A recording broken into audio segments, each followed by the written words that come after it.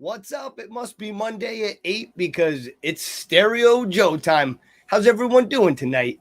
Hope well. I'm excited. We got a killer show for you tonight. We got a lot of awesome guests on the show, as always. But tonight, we got a demonologist in the house, a paranormal investigator. I am so excited. So let me tell you real quick about the guests.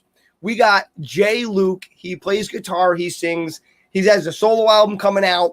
But he also is in two other bands, Stones of Atlantis and Reach for the Sky. We're going to be talking to him first. I'm really excited about that.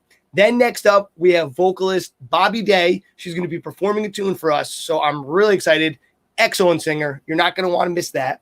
Third, I got Jordan Lively. She's a singer-songwriter. She plays ukulele. She sings. Got a real cool voice. She's going to be performing next. Then fourth up, we got Incognito Theory. This guy is a character. So excited. One of Remy's friends, so you know he's fun. Dave Incognito. Awesome band name, Incognito Theory. He's going to be in the house. And finally, at the number 5 slot, we got Sean Austin. He's a singer-songwriter himself, but he also can, talk and do other interesting things with the non-living. So he's had a bunch of books, a bunch of shows, and he's got a documentary coming out. We're going to be checking out it right now. So let's go to the trailer right now. All right, I'm out of here. I'm going to get done talking. Nick, are we ready, baby? When you're a threat to the devil, he's going to seek to come after you. If you take a soul from the devil, there's going to be hell to pay.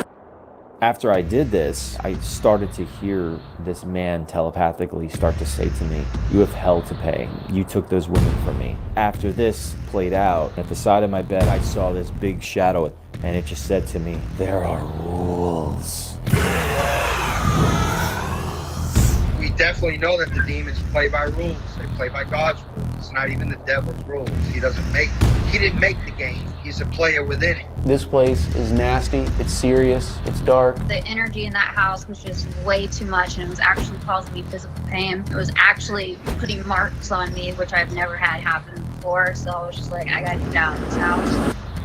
This man that was doing these abortions, he was what we call a demonic puppet. He's being controlled by something very, very negative. I knew I had to come back here. We had to find out more answers and to make sure hell is the home of this evil demonic entity. Did it possess Robert in life? That's for sure. No! What's going to happen if we come out into the woods? What is it? There. You are rebuked, demon.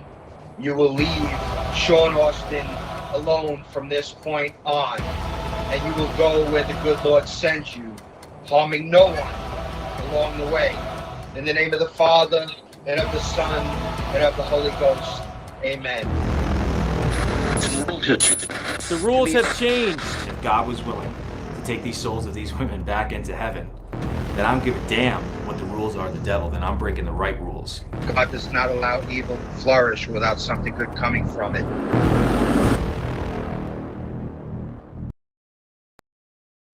Holy crap. I am scared to death. If you guys know anything about me, I'm a big wuss bag when it comes to paranormal stuff. I'll tell you the truth. I saw a shadow figure one time in my life. It scared the crap out of me. But let's get Nick on before I pee myself real quick. Nick, oh my God, what are you trying to do to me with that intro, bro? Wow. We hope that we didn't scare people away, but I'm excited. This is going to be very interesting. I'm a little scared myself. Dude, I can't handle it. I think the only one that's tough out of us is Remy. Let's get her on the show right now. Remy, you better be. Are you going to protect us today on the show or what? No, I'm terrified. I kind of want to hide. Like, I think I just cried. There was I cried a little bit. I might have.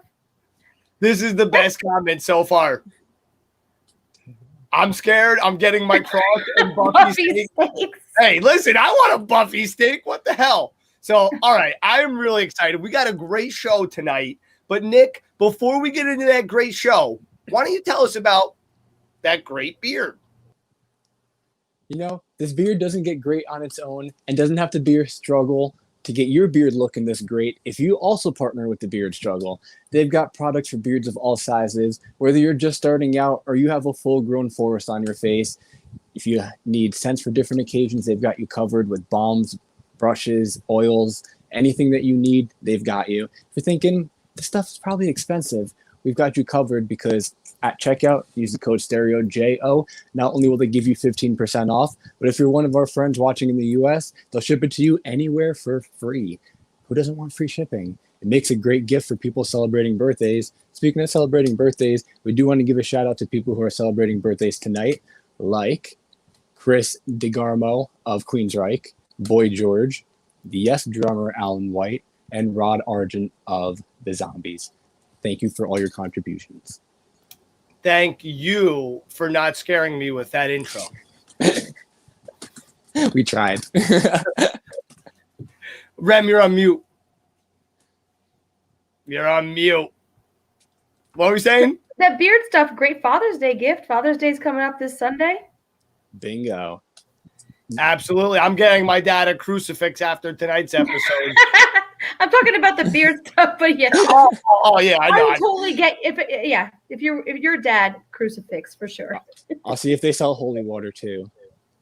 Please check it out. Because my dad doesn't have a beard. He used to have one of those stashes back in the day, but he shaved it. I didn't even recognize him when he did, but you know how it is. But anyway, we got a killer show tonight. We got Jay Luke, Bobby Day, Jordan Lively, who's out there watching right now. What's up, Jordan? Very excited for you to perform.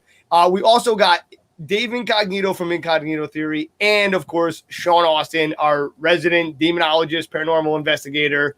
I am super stoked. So, how was your guys' weekend? It was great. Did some working Sherman Theater. We got some shows going on, concerts on the Creek in Stroudsburg. How about you guys? It was fun.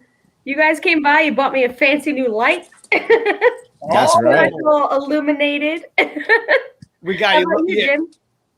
Well, I had a great weekend. I don't know what I did. No, I went out with some friends. I went to this place, Mighty Quinn's. Have you ever been there? It's like a meat place. They have like, I guess it's barbecue or something. I don't know. It's expensive as shit, but it's really good. Where is it? I don't know. I just get in the car. That's how most murder mysteries start. I don't know. I just get in the car. Dan drove. That's how the best stories start now. I love it. Well, okay. Well, listen, I'm going to run on you two beautiful human beings with the hair. Because I think our next guest has hair. I'm out of the show today. You know what, guys? I'm just going to take a break back here and pump you guys in and out. Mighty Quinn's, Clifton, New Jersey. Clifton, I said that. All right. We'll see you guys in a second. Liar. Liar. I wouldn't tell a lie. It was a fib. There's a difference. It was a fabrication. But all right, guys. Up next, we got a dude that is so busy with music. He joined 3 different groups. He's put out music with all of them. Let's welcome Jay on the show. Yo, what's up? How you doing? How you doing, man? Thank you for having me on the show tonight. I appreciate it. Absolute pleasure. I'm excited to have you. What's going on? Well, it's a Monday night. Usually tonight I'm here with my band Stones of Atlantis. This is where we practice, and I figured I would talk to you guys and stuff with you guys and get my paranormal on, I guess, with you guys. Whew, that's exciting. I can't wait till later. So, all right. So you got a bunch of different groups. How did you end up in them? And do you do the same thing in all of them?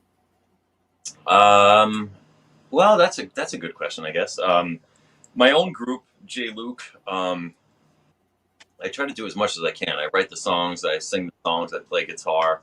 I have a really good lead guitar player named Mike McDonald, who he's called Duds. He goes by the name Duds. I know him. Yes, incredible lead guitar. I know Duds. Yeah, he's my man on the lead. And with Stones of Atlantis, I play guitar and sing. Not all of it. Like, we all switch lead vocals. And in Reach for the Sky, I'm just a lead guitar player. So it's kind of like branching out all over the place as much as I can, So that's cool. You're singing some and then doing a little lead. And so, what do you like, lead better than rhythm, or do you like lead better than writing? It's strange for me because I look at them all as like different animals, I guess. With lead guitar, it's like I don't know. I have a real hard time jumping into a lead after I'm singing for some reason. I huge respect to everybody who does it, and I have done it before, but it's kind of difficult. It's like a different mindset for me to just be in the middle of singing a song and like nailing a chorus and then just blasting a lead out. Like I have to like almost be prepared where I'm not prepared all the time. So yeah, it's weird. Everything kind of challenges me, and I like that because I want to obviously get better and constantly progress or whatever. So it's like you take on all of these things, but it seems overwhelming. But then the more you're never going to learn unless you're thrown into the deep of it all. So, I couldn't agree with you more. Each it is a different animal. Playing rhythm is totally different than playing lead, even though it's the same instrument. Even playing acoustic from playing electric guitar is totally different, in my opinion. Right. So it's really interesting that you've kind of found a situation where you get to utilize all of them.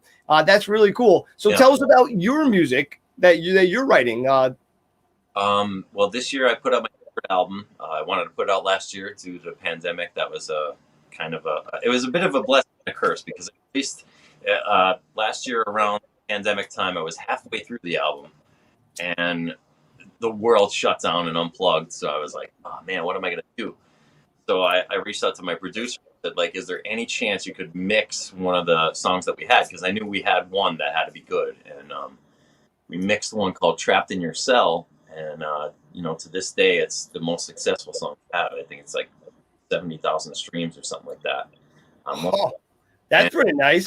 It went crazy. And I don't know what to make of it, if it was the lyrical content or if it was the everyone was just at home and they were bored and listening. But yeah, it really exploded. So this year, the album finally came out after we hit the studio a few more times. And so my third album is called Alone in the Crowd, and it's like close to like 100,000 streams. So it's been really crazy kind of time.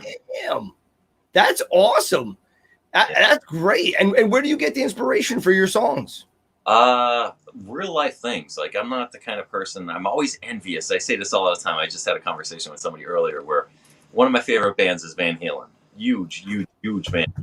And I'm always so envious of like David Lee Roth is able to write about like good time party stuff. And for me, it's got to be like, oh God, something terrible happened. I have to write about it.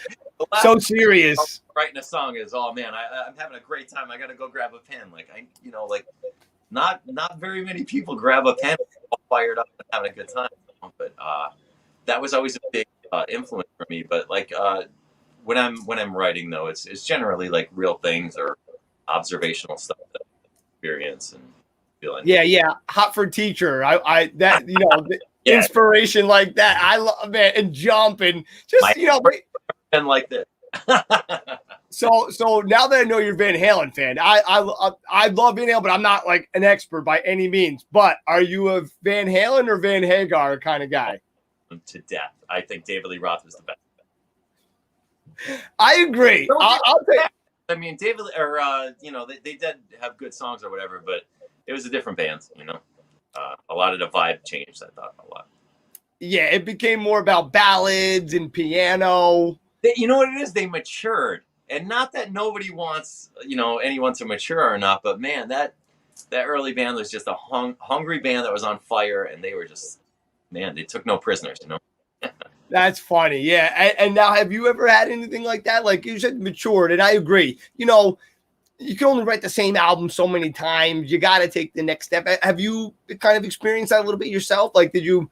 Yes. Actually, I have a funny story about this new album I just put out. One of the last songs I recorded, I was kind of like scrambling for a new song to put out. And over the years, I've done so many songs that never saw, a release. And I said to myself, I think it was actually on Halloween of this previous year. I was like, I know I have a song that I want to revisit. And it was on Halloween night where the guy who's right next to me over here, Mark, we're searching for a cassette deck because I didn't have one, but all I had of the remnants of this original track was on cassette. And I said, God, I have to find a cassette thing because I want to record this song tomorrow and I want to kind of update it. So it was weird because I'm listening to my, 17-year-old self we finally found the cassette deck, which was a total adventure, but found it and I'm listening to it going, oh, well, that lyric's not going to stand up. So it's weird because you hear yourself when you're a younger person thinking, if that was released then, it would be cool. Now it'd be absurd for me to I had to change the lyrics up, but it was like weird though, because I'm writing with my 17-year-old self. A lot of stuff held up, but some stuff didn't. It was weird. Yeah, it's funny. And then you kind of like remember back to when you were writing it, just like, wow, it's crazy. But yeah. So we're going to go to a music video. You want to tell us a little bit about it real quick? Yes. This was a song I wrote when I'm a terrible insomniac, and I used to just, back in a time where everybody wasn't watching Netflix and Hulu when the actual cable was a thing.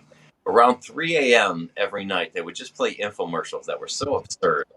And I tried my best to hit a serious topic with a funny kind of retort with it. So I busted on infomercials as if I was literally in my room watching them, and I acted out a lot of characters, which I guess you'll see. I'm not going to say too much more about it. I will let the video speak for itself. That's awesome. We'll go to it right now, and I can't wait. I remember those late nights, so I'm looking forward to seeing it. We'll be right back. Right on.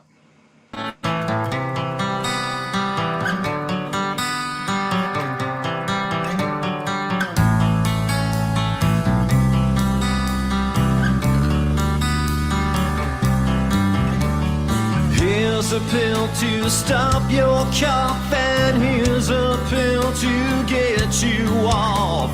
Take this when you're in too deep, and take this one when you can't sleep. Another headache, your migraine, these pills will help to ease your pain.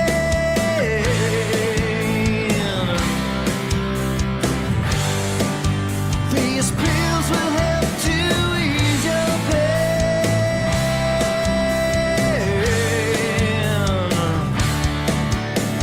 Just one more thing you should know, these pills are all just placebos that promise to restore your health as they sit back and count their wealth.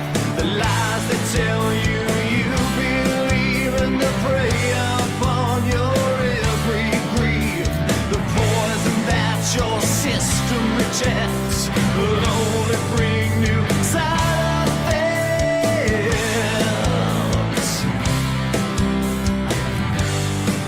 Will only bring new side effects.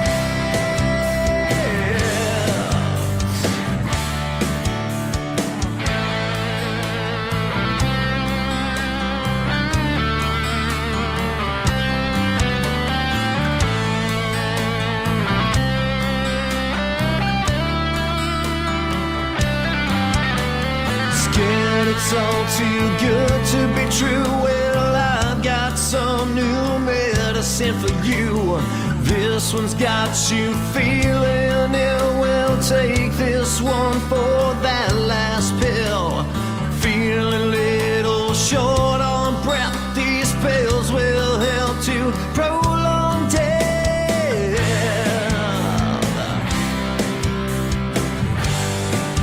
These pills will help to prolong death.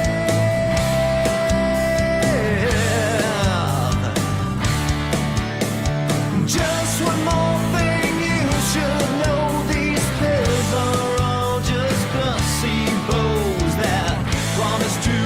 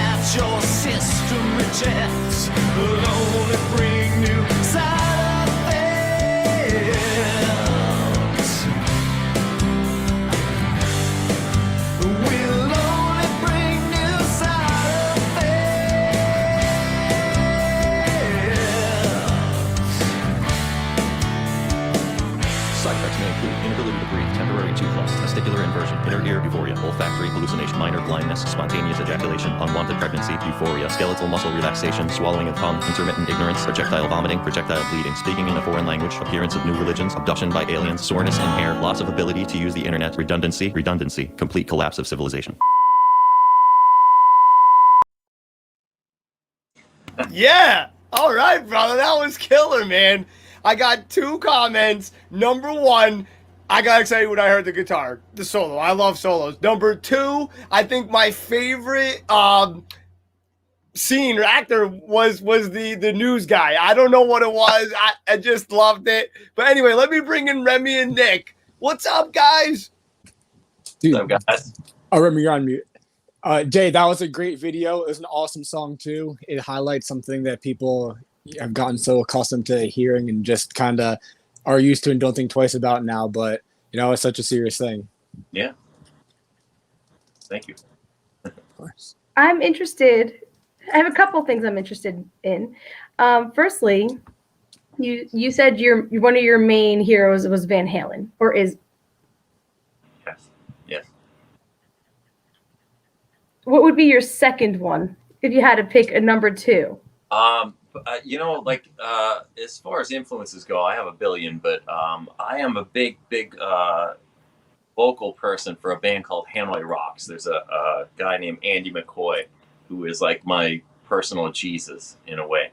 And it's unfortunate in America that most people only know who Hanoi Rocks is because Vince Neil of Motley Crue killed their drummer. And in doing so, he ended a band that would have gone on to become what Guns N' Roses became. And the one thing that's so strange is, Guns N' Roses, Axl Rose has a terrible name, and he's ruined his reputation a bunch of times. But the one thing I respect him so much for was in the '80s, where everyone was stealing from this band Hanoi Rocks, stealing everything. He was the one most vocal person who said, if there was no Hanoi Rocks, there'd be no Guns N' Roses. So, we owe a lot to them. And I have such a soft spot for that band. And they influenced me so much still to this day, just from when they broke up. It's like every single member went out to do great things. And it's always a crazy search for me to kind of follow them. And I went to Finland to hang out with them and stuff. So nice. I'm pretty obsessed. That's awesome. Yeah. It seems like you've had a lot of cool experiences between traveling and music itself. As a music fan, I've always seen a lot of Tiny Desk performances with NPR. What was your experience with them like? It was so funny because you have to have a desk behind you or whatever, and that's like the only real rule for the Tiny Desk thing. So I was trying to find a cool location, and the guys who did my video, Chris and Mary. Chris Bolton and Mary Frances Jackson, I want to give a plug. They were like, we got a cool setup if you want to try it here. So I did it, and it was freezing cold, and I felt like I was flubbing while I was doing it, but it turned out really cool, and a lot of positive response. So it's a good time, and same thing with me. Like, I have a friend who will play these Tiny Desk things, and 9 times out of 10 I couldn't stand what I was watching, but then there's like this one act that was like, they grabbed people, it was great. Absolutely. Well, I'm so sorry we're at that time of the night where we got to go, but where should everybody go to find you?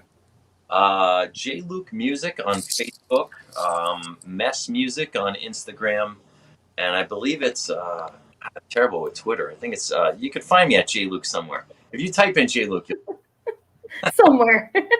All right, excellent. Well, thank you so much for coming on the show. It was great to meet you. I loved your videos, really, and a lot of awesome stuff. I could talk to you all day about that, but I got to run. But thank you so much. It was nice to meet you, brother. Right on. Nice to meet you. All right, that was J. Luke. This is me and Remy. We're taking over right now. Remy, we got one of your friends backstage right now. We got Bobbie hanging there. Hey, Bobbie. She's an amazing vocalist. She's going to be performing. How excited are you to talk to her? So excited. I haven't seen her in like over 2 years, so I'm so excited. Well, let's get her on right now. Please welcome to the show, Bobbie. Hey, girl. What's up? Oh, my gosh. How are you?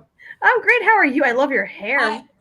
Why, thank you so much. I attempted to do Sorry. it, and I just stuck it under a hat. So this love is what the hat. Oh, wait. Where'd you go? There. Perfect. So welcome to the show. Tell us Thank what you. have you Thank been. you. You this last year you've been cooped up. How excited are you to get out of the house?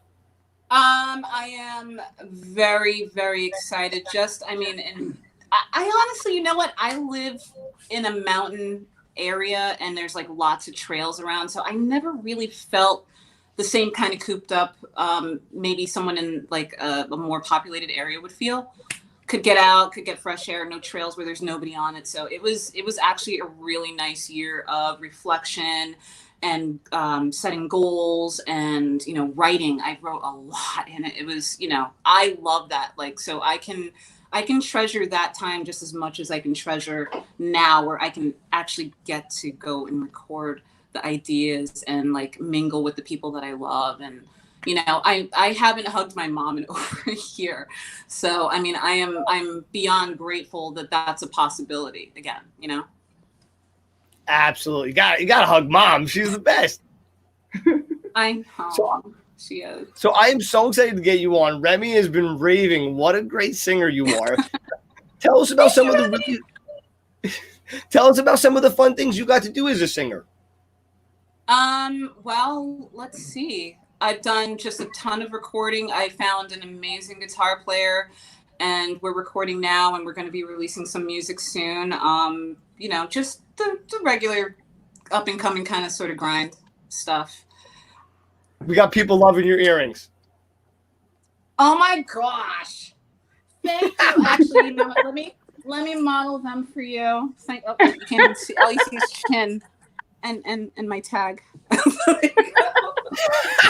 I love it. I just have to say a quick thank you to Hubs, Jesse, and to my amazing neighbor who is so cool. His name is Jeff. Jeff was so cool. Like, I just said, hey, are you busy at such and such a time? And then he was like, you can come over. So we just started like oh, you got the webcam? You're on the webcam? Like, what's that? You got the webcam? What's that? You said you got the neighbor with the webcam? Yes. Nice. Well, I mean, he has it, but I'm still using my phone because I can like attach my cute little ring light, and I can do interesting things like I'm just learning this whole thing. Hang on, I can really like. So I'm new to all this stuff, and I must sound like I'm 80, but or plus. They're actually 80-year-olds. I would trust them more with technology than me, but like, it's going okay. So. we all had our learning curve too. Like I go to Nick. He's backstage. You'll meet him in a minute, but he's the one that does all our tech stuff. We're like, we had to go help with Remy with the light. What Nick did. I just drove. Oh, yeah. They bought me a selfie light. I'll be in the studio sometime. I'll be in the studio sometime, and then the guy will be like, hey, can you hit play? And I'm like, how do I do it? He's like, control space bar. And I get over to him like, control. And what was the other thing? So now, how would you define yourself as a vocalist? Like, are you like, what type of singer? Soulful, country? I've been called a time traveler. I guess it just depends on the mood that I'm feeling that particular day. Like, I don't really want to get locked into only presenting myself one way, because that I feel I feel like if you stick to what your mood is, then you can only share what you're feeling. And I think that's the best way to go about it. Like, some of my favorite singers can't sing, but their expression is there. And I would rather hear something genuine than someone that's trying to make you think that they're good, So I don't really know the best way to describe my voice. I would say that, like, I love rock and roll, but I wind up having a really jazzy voice. And sometimes people think that I sound like I came out of the 40s. And I absolutely love the 60s. My favorite acts are like Billie Holiday, which is where I got my my name from. I basically just chopped it up, and I was like, that's something I could get like Bobby Leday, like that sort of thing. So I figured that was her. I love Bjork. I love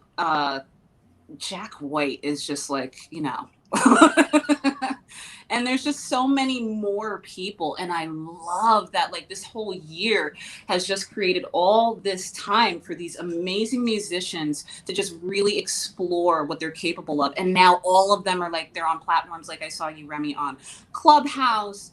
And they're just finding each other. They've created different apps like Bigo and Likey and things like that. And they like, there was this gaping hole that was in music where people were just like, well, I guess we'll just listen to the old stuff. Listen, the old stuff is great, but there's things going on now that you could write about. There's nothing but inspiration. So it's cool that they were able to like dig deep and like be able to come up with something and not be so concerned about like, okay, how's this gonna sell? Like, I feel like back just a few years ago, it was just about like, get your excuse me, I don't know how to shut off my internet, like my emails are coming through.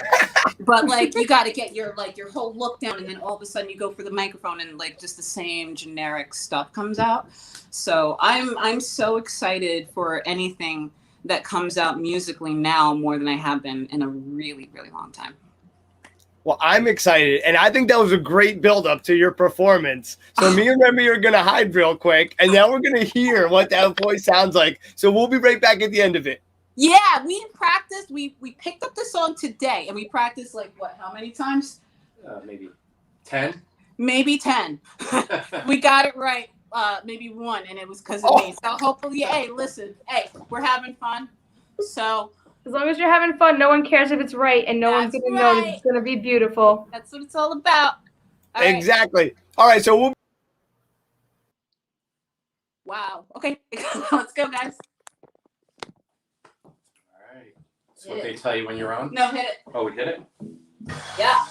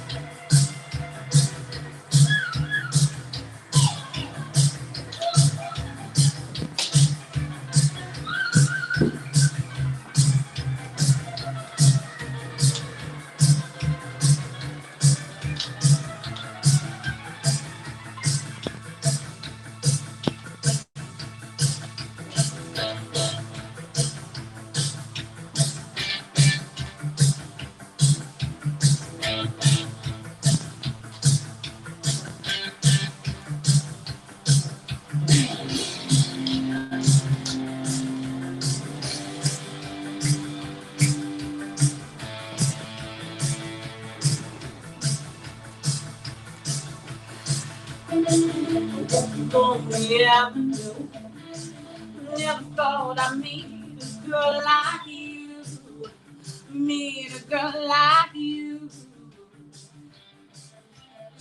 With all the hair and dawning eyes, the kind of eyes that hypnotize me through. Hypnotize me through. Yeah, and I ran so far away. I just ran, I ran all night and day. Couldn't get away.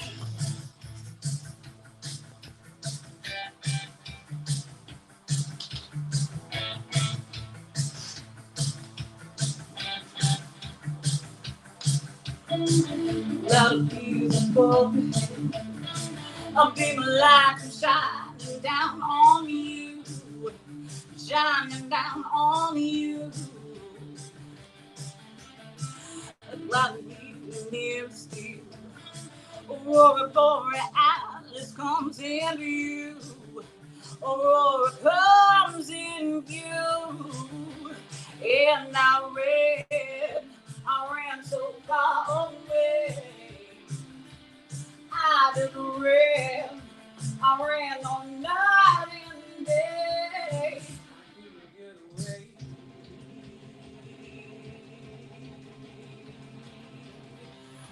Oh!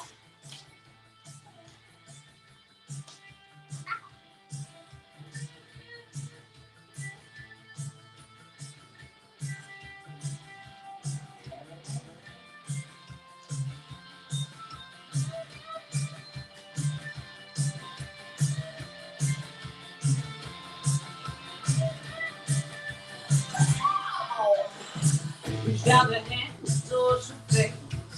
And slowly disappearing for my view. Peering for my view. Reach out my hand and try again. Holding in, I'll be alive with you. I'll be alive with you. And I ran so far away. I just ran, I ran all night every day. I just ran so far away. I couldn't get away.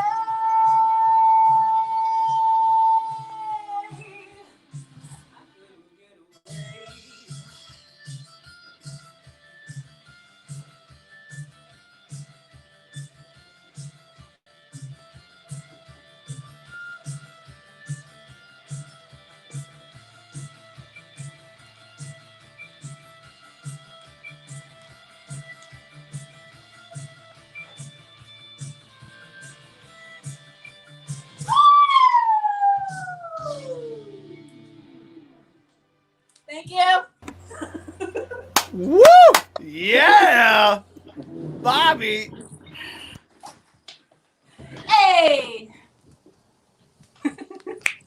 That was awesome. You Thank clearly you. have a great stage presence. Thanks, guys. I couldn't have done it without, hang on, one more time. Hey. Jimmy. And Jeff and Chelsea. That was The band was awesome. solid. Thank you, guys. Thank you so much for having me. And us. You killed it, girl. You fucking rocked the shit out of that song. Honestly, you really did. Thank you so much. You should see, 10 minutes before, I was like, I have never gotten done showering quicker. My legs are probably ashy. I'm still sweating. I don't think I wiped my back off from the shower. And I'm just like, I'm here. Let's just have fun. Oh, yeah. Yo, check this out. Look how cool his studio spot is. Look at this. Look at this. Vintage. The exclusive Yo, tour. $6 million man right here. Okay. Oh, wait, hang on. My work is great, isn't it? Yeah. So. Fantastic, girl. That's fantastic. You've put up some videos, or there's actually some videos of you up online performing with different people. Yeah. There's some covers up there. If you could perform and do a collaboration with anybody, who would you pick? God. Dude. This is always so hard.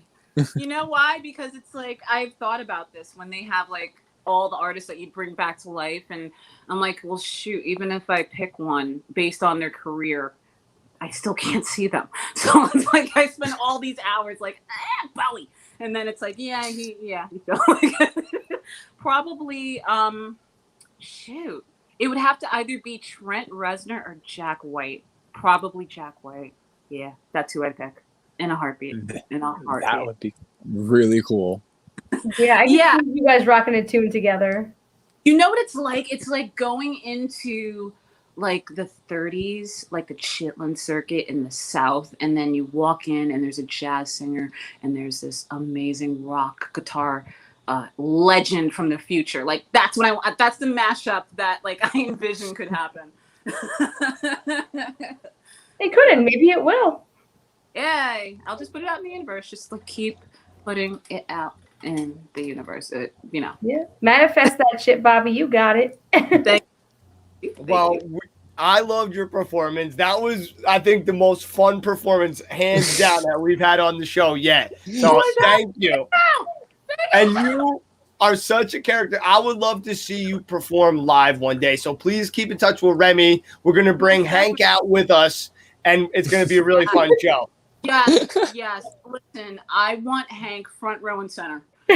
Or on the go. stage. Yes. On the stage, actually, would be better. I want him to have it solo. We were talking earlier, Remy. She did the best invitation ever. I was dying. Okay. Yeah.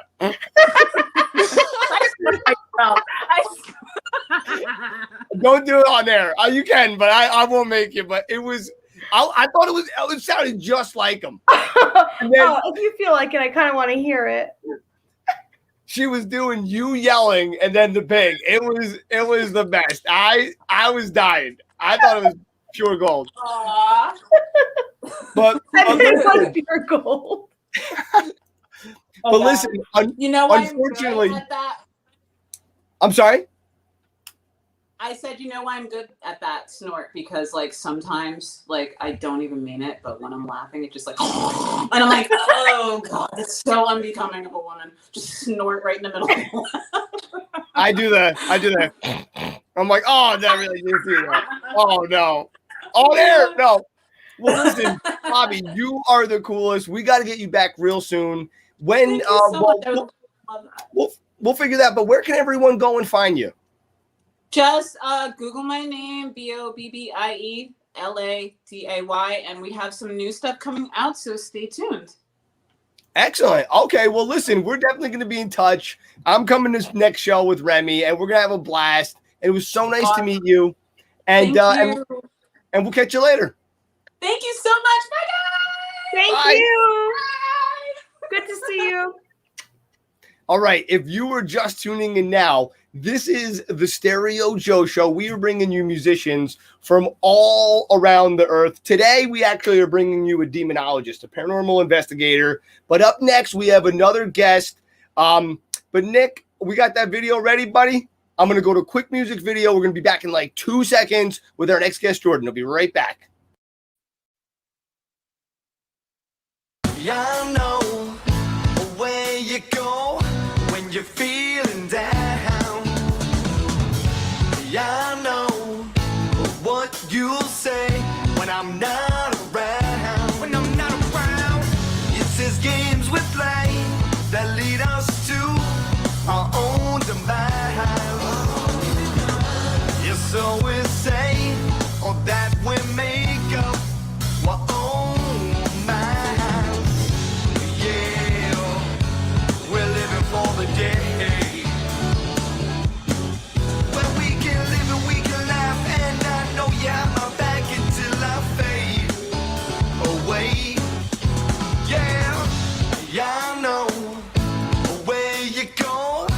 You're feeling down. Yeah, I know what you'll say when I'm not around. When I'm not around. When I'm not around. All right, guys. I got to run. We got the next guest coming up. I'm bringing you guys on sooner than later, though. I haven't had you on enough. So I'm going to get you. I'm going to say hello real quick. Then I'm going to pop you guys in. We'll be right back. Guys, we are coming up. I'm way too excited. I shouldn't drink coffee before the show. I got to chill out. Anyway, I am excited. We got Jordan Lively coming up next. She plays a ukulele. I can't figure those damn things out, but she plays it pretty damn good, and she's going to be singing for us. Let's welcome her to the show right now. Please welcome Jordan. Hey. I don't think you've had enough coffee. I think you need more. I know. I'm like, let's see how far we can push it. It's so funny. We don't have time for the story, but these ladies used to think I was on pills at my old job, and I wasn't. I was just really happy to be at work. But anyway, how the hell are you? Let's hear about your music. I'm doing awesome. I need some of your energy, though. I need some coffee, I think. Can you swing some of that this way? That would be good. Nick, if you could, send her some Starbucks right now. Thank you, Nick. It's on its way. No. Perfect. So tell us about your music. What kind of music do you play? Oh man, that's like one of the hardest questions as a musician, I feel like, to answer, but I guess it would be considered like indie folk, I think that would be classified as that. That's cool. And I don't think I've heard of that term before, but after hearing what you played, I'm like, that is it. So that's a perfect description of it. And how long have you been playing? I've been playing ukulele for a couple of years now. But writing songs for longer. I play guitar and piano too. Oh, very cool. So, okay, then maybe you can help me out here. What is the difference between guitar and ukulele? Well, it's much smaller space to work with. Oh, yeah. And people automatically assume that it's a mini guitar. They don't ever say ukulele. You can travel easier with this on a plane. That is a plus, and this is a lot easier to carry on the beach than a piano. So it's much less cumbersome. So I don't know. It's been my go-to, and it's kind of fun. So basically, if I had that, I would have a girlfriend, and now I know why I don't. So okay, no. I mean, Kelly that's what I was said. trying to say. Yes. Kelly said you amp up every room. Yes, thank you, Kelly. Kelly amps up every room. That's for sure. And she described it as gritty indie folk. Actually, that is right on point. I like that, Kelly. I think she's right too because of your voice. So I think she's exactly right actually. So that's very No, cool. I like that. I'm gonna have to put that in there now. Gritty indie folk. I like that. Yeah, I think that's your new line. That's it. All right, well let me bring in Nick real quick. Hey Jordan, how are you? Where's my coffee, Nick? It's on its way. It will be late. I promise you it will be late. What's up? I got to see some of your videos you posted up in the past. You do a combination of streaming both with your music, but you also do some gaming too. How'd the gaming streaming come about, and do you ever integrate some music with that too? You know, I've been thinking about integrating some music with it because usually when I'm playing games, I make up songs about it. I'm an uber nerd. I'm a gaming nerd. I grew up in the sticks in South Carolina, so I had no friends around me. So I grew up playing games, and those were my friends back in like the Super Nintendo days, and I never stopped playing games. So yeah, I love Super Right now Nintendo. I'm on a Red Dead Redemption 2 kind of vibe. Ooh, nice. And Pokemon Snap for nostalgia, but Okay, Pokemon always seems to have a resurgence every now and then. Pokemon Snap. You just take pictures of Pokemon. It's kind of weird, actually. But just it's a good time, maybe. Jordan, I have some bad news. We have a review. Oh no, wait. Sorry, wrong one. Worst delivery man ever. I promise it'll be late. So apparently Nick's gonna get you cold coffee. I feel bad, but That's good. Actually, cold coffee is my jam, so I'm into it. This is all planned. So perfect. So who were some of your biggest musical influences growing up? Janis Joplin, Elvis, and the Beatles, I guess, growing up. But now Jason Mraz and Dean Lewis, mainly for their lyrical flow. So I take like the grittiness of Janis mixed with the lyrical flow kind of Jason Mraz, I would think. Very cool. And I would agree. And it's really cool. You know, I don't know. I love what you're doing here. Sorry, Dick, you were gonna say something? No, I was saying that was awesome. But I actually do have a question. You mentioned some of your influences. You've also posted a new cover up on your YouTube page today. Are there any other covers or videos that people could be expecting to look out for in the near future? Yeah, I'm going to be streaming and releasing covers each week. I'm also recording my first album. So going to do a little bit of everything. So every week, pretty much every day, something will happen. So if you follow me anywhere at JLivelyMusic on Clubhouse, on Instagram, on YouTube, you can find all the information there, and on Facebook, of course. Excellent. I can't wait. And what's up, Tony? All right, so let's get to your performance then. We've been hearing all about it, and when we come back, we'll be back with Remy. All right. I guess I'm gonna do a song that I wrote called "Edge of the World." And yeah, I know the Earth's not flat. I'm hoping that the Flat Earth Society will pick it up, though.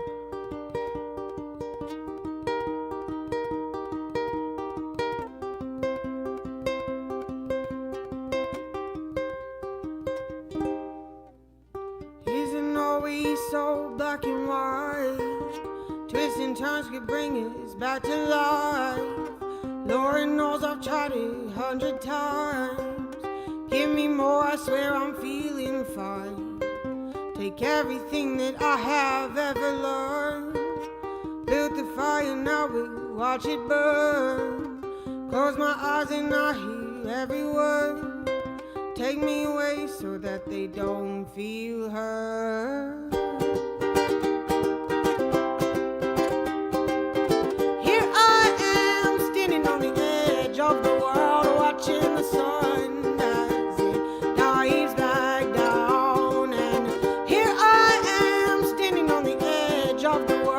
watching everybody, watching everybody.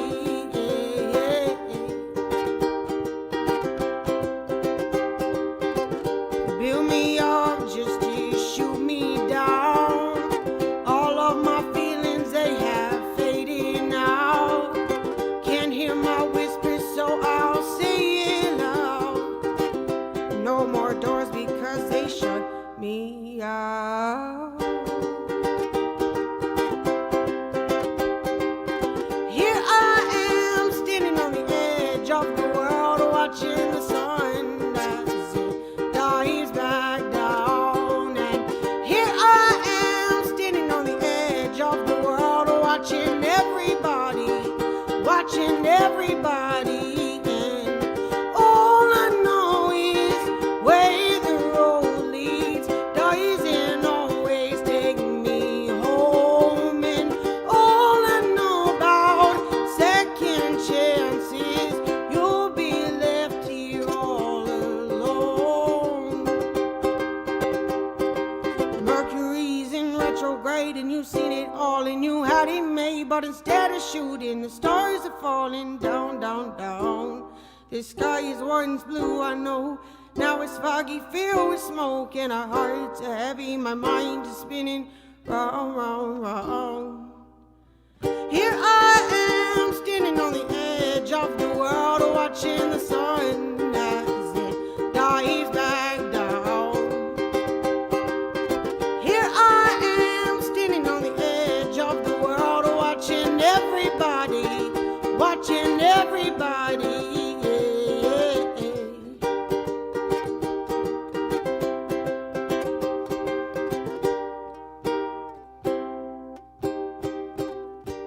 That was a song I wrote called Edge of the World.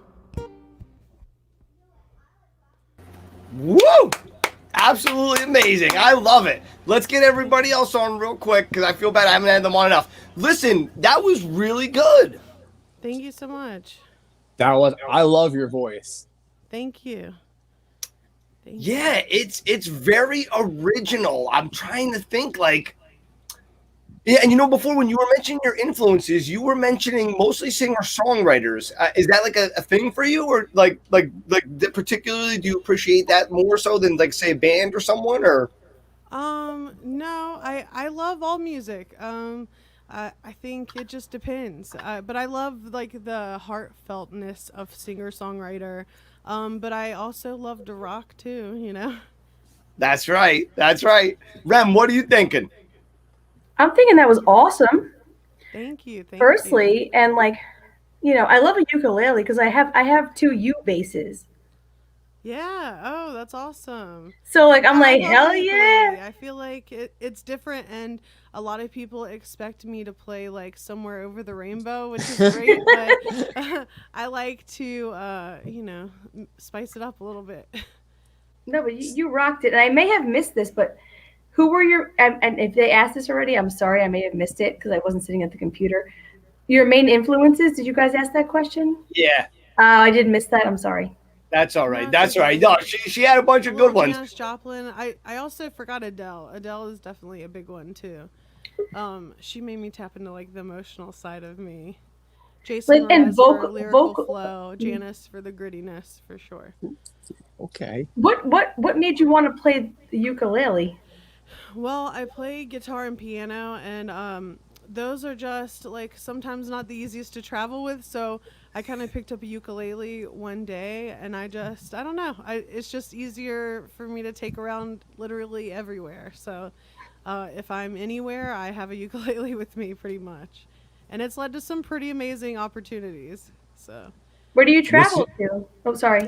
I travel everywhere. I play in Canada. I play in Texas. I play in Portland. I play San Francisco. Everywhere except Jersey and Philly. So if anybody can get me gigs in Philly or Jersey, I literally know nobody here. So that would be awesome. Yeah, I can help you out. Thank you. That would be amazing because now you got friends. We're not so bad. I'm from South Carolina originally. I'm from South Carolina, so I'm still trying to make connections up here. So I would love if anybody is listening and can help. That would be awesome. Yeah. Now, quick no. question. What do you love more? And I know this is difficult to say. And if you want to give a PC answer, I get it. But what do you love more, music or gaming? Music for sure. Music is it's not really a choice for me. It's just like inside of me. It's like the only way I can process emotion, I think, anymore. It's therapy. So excellent. That's incredible. Where are some of your favorite places that you actually do take your ukulele, since it is so versatile? Oh man. Well, I really like actually at the park. Like I have a 5-year-old, so when I take him to the playground, I always take my ukulele, and seeing like kids see it and want to mess with it, and they're asking questions about it, and I let them hold it because it's insured. So I'm like, try it out, try it out, and just seeing their faces light up, and kind of get them interested in music. I think that's so cool. So that's one of my favorite places for sure. That's awesome that you take it to the park with your kid, though. Like, I think that's great, because then you're introducing young children to music, which is also fantastic. Yeah, and sometimes, like, I always have an instrument or something with me, because you never know when inspiration will strike, and it's amazing the power of music when you're just playing an instrument anywhere, like, and you just draw a crowd in from that. That's so powerful. It is powerful. That's amazing. I love it. Now, real quick, going on a total sidetrack, we got this demonologist coming up in just a minute. Are you a believer? What do you think about all this stuff? In like ghosts and stuff? Yeah.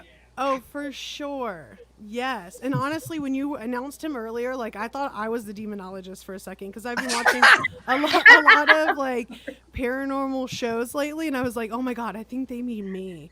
And then I just got back. You have your EMF detector. You got your detector, so the thing blinks. I'm ready. Yeah, I love it. I've been watching a lot of horror movies. I just watched The Conjuring, the new Conjuring. Have you seen that? I saw it in the theater. It's intense. Have you seen Pete it myself, the 4D but don't theater? tell anybody. Have you been to the 4D theater yet? No. 4D theater, you walk into the screen like that. No, it's like real if you life. Yeah. if you've ever been to it's Disney. where the seats are moving and like stuff sprays you. Like, it's intense. Yeah. And you should see like the 4D theater in Fast and the Furious. Look it up. You'll go down a rabbit hole. No, That no, is I so can't handle cool. those things. I will puke everywhere. Yeah, you would absolutely puke in this. I have to be honest. Yeah, you're gonna be puking. Well, unfortunately, we are at that time of the night. Where should everybody go to check you? We're gonna get you a bunch of new fans. Where should they go check you out? At J Lively Music everywhere. Clubhouse, YouTube, TikTok, wherever. All right. Well, everyone, go follow her right now. Thank you so much for coming on. Any last thing you want to say? Thanks for having me. Absolute I'm pleasure. for the demonologist. I'm excited. Yeah, it's going to be good. You are awesome. You're so fun. And thank you for making me laugh. Thank you so much. Thanks for making me miss coffee. Yeah. Bye. All right. See you later. Guys, give it up for Jordan Lively. Go follow her right now on social media. Follow all our guests. We really appreciate everyone tuning in tonight. Thank you so much. All right. We got 2 guests coming up. Right now, we're going to go to one of Remy's buddies. Sorry, I was looking at my screen there. This guy is a character. I love this guy so much. He's so funny. I just met him before the show, but he's one of the coolest dudes. He's in a band. He kills it. Please welcome to the show, Dave Incognito. Hey, what's going on, bro? Yo, you got the coolest name. You're the man. What's going on? Same old stuff, man. Can't complain. How are you? How's your evening going? Doing well, man. I got Remy hiding in the back. I better get her on stage real quick. Hey, Dave, what's up, man? Hey, babe. What's up? Same shit, different day, bro. How about you?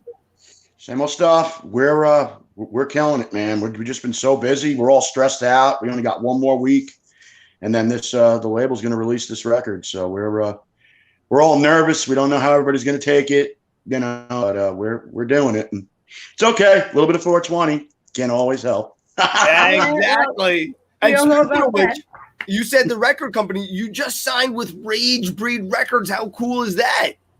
Oh, they're awesome. They've been really good to us. they've been getting us a lot of cool stuff. We're looking at a bunch of endorsements and stuff. We just started working with what is that? Liquid Death Water. Oh, Death cool. Water, whatever the hell that Liquid Death, Water Death, whatever. Awesome stuff. I mean, it's seltzer water, but I mean, it's hey, it's cool. All the big top rockers are working with them, so we're like, sure, why not? We'll work with them. Sorry about the shades. The eyes are a little red, but hey, you're fine. Sorry, you have a new EP coming out. Yeah, next Friday actually. It'll be streaming worldwide. And then at the end of the summer, we're going to do a special edition vinyl. This is our first self-titled, just Incognito Theory. And it's the first with a brand new guitarist and special guitarist on this record. Steve Bloodgood is the new guitarist, lead guitarist, and Dave Crum is the special guest guitarist. These guys all killed it. My cousin John Mosco's on drums. Dave and John are from 60 Miles Down. You played with them, Remy, so you remember those guys, right? Yeah. Mm-hmm. I mean, yes, I remember them. So yeah, I was telling Jimmy earlier. I just found out that John's my cousin, so that was like the coolest. The Dolphins guy? No, we got into my band. I had no idea. Who's the Dolphins guy that Jimmy was excited about? Richie Incognito from the Raiders, the guard. That's my cousin. Like, no joke, man. It's crazy. I know. So, awesome. And you have another Mike LaPond? Yeah, Mike LaPont's on the record from Symphony X, Ross the Boss, Mike LaPont's on Assassins. So, yeah. And then Steve Zing from Danzig and Samhain produced this record. So, he really helped us to really, bring things. And then, of course, got Uncle Frank from Metal Noise. He's been managing Incognito Theory and myself for the past 15 years. Oh, Uncle Frank. That is so cool. So you've been around. You've done a lot of cool things. Yeah. I mean, yeah, I guess you could say so. I try to be humble about everything. I'm not really, good with all this. I mean, a lot of people think that I have like this big ego. It's just I'm real passionate about everything, But yeah, now I'm even more humble because now it's like when you got all these people, a big team of people out in the UK and London that are working with us. It's like, Karina, she's the CEO of the label. She's awesome. She's been just like cranking away at everything. And Johnny from Rough and Rude. Those are our new boys from Germany. They're a part of Rage Breed. And he's working with the label. He's been doing a lot of stuff, but a lot of crazy things in the works. New video comes out this Friday. So that's going to be real cool. Yeah, I'm so excited for you. I'm so excited about this new album. How many songs are on it? It's only 5. The reason why is because you know how it is. It's a digital world now. Over the pandemic, I think me and my cousin have close to 100 songs. So we have enough to do a couple of records. And now that Steve Bloodgood was actually originally in the band as a bass player back in 2009 when we first started out. And he stepped away because of a couple other things. Remy, you know him too. He was from White Chocolate Experience, the bassist of White Chocolate Experience. Yes. You don't remember because he says he knows you. That's why I'm saying. No, I'm sure I do. I'm more of like a facial person, so like I saw his face, I'd probably remember. But like I couldn't tell you half the people I played gigs with. It's been a very long, blurry time. Yeah, pass that over here. Here you go, bro. No, I'm excited, man. So, all right, so we got some music. Yes, you do. Nick's getting that ready in the background. Nick, okay? Nick's ready. All right, I'll be right back. We're gonna check out the song. You want to tell us about it real quick? This is for all the marijuana cultivators of the world. It's called Set It Off. Oh, let's do it.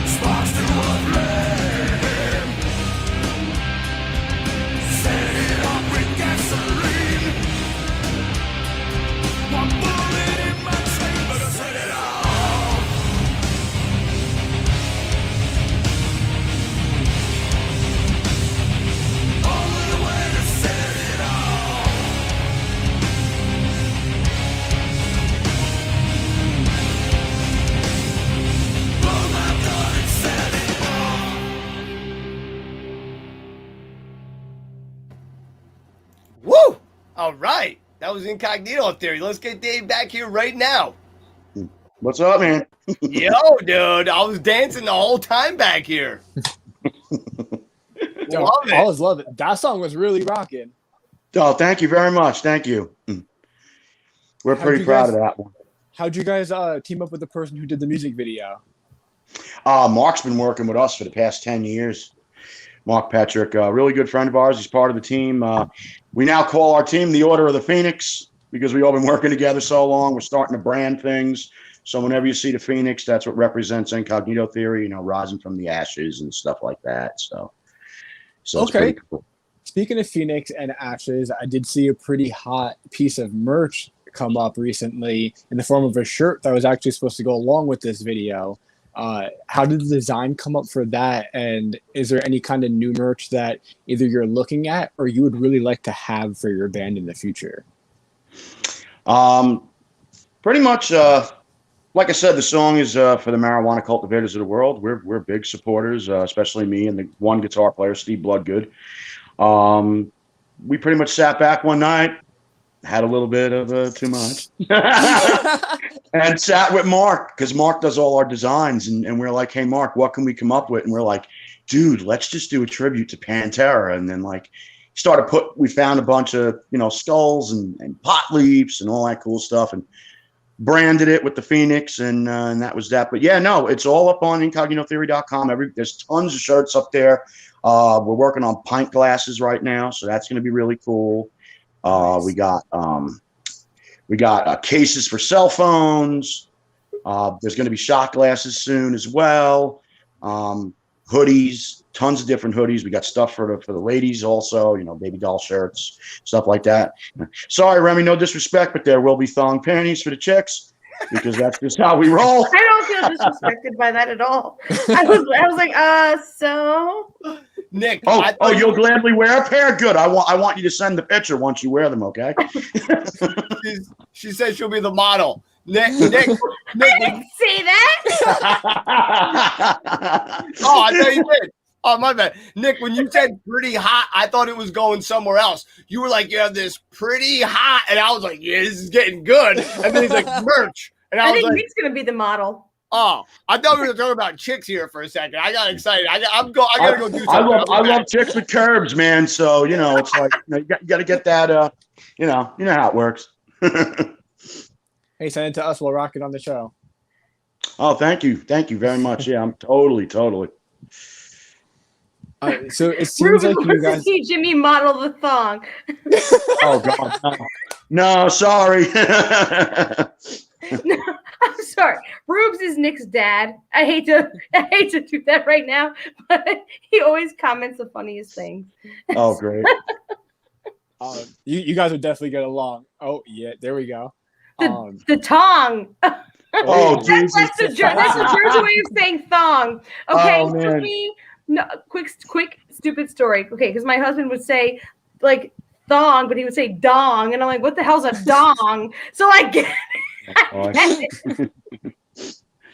But yeah, we have a lot of stuff in the works. We got some. We're going to actually be shooting a DVD. Hopefully by Christmas that'll come out. It's going to be called The Top Shelf Acoustic Sessions. Crumb will be involved in that. Steve Bloodgood's involved in that. Michael Pont's involved in that. There's talks of Lee Richards from Dropbox, the original Godsmack. He'll be involved in it, and maybe a couple other special guests. You know, so we'll see how that works. You know, but other than that, I mean, like, we're just rolling with the punches, you know, and we're gonna since the pandemic, we're really thinking that we're gonna do like some live streams for everybody, where, like, you know, because we can't play a lot of the clubs in New Jersey are just like going to shit for some reason. There's only certain ones that are floating. I mean, we don't have Brighton Bar anymore. Dingbats is like our home base, and that's the only one that's doing really well.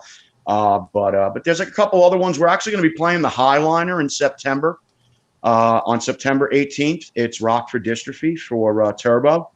So that's really? That's cool. great. Yeah, we go on it. We're the first band going on at 2:00. The show ends at 8:00. But it's going to be really, really, really cool. We're playing the whole new record, start to finish, and 2 brand new songs from the second EP called The Brotherhood, which everybody's going to get a taste of that by the end of August. And we actually just finished recording a cover of Creed's My Own Prison. So that's going to be really wicked. Can I add to that for 1 second? For people who don't know, Turbo, he suffers from muscular dystrophy.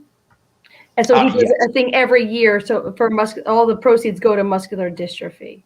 Oh, that's awesome. That's the only reason I added to that. I'm sorry. Well, listen, Dave. No, it's totally cool.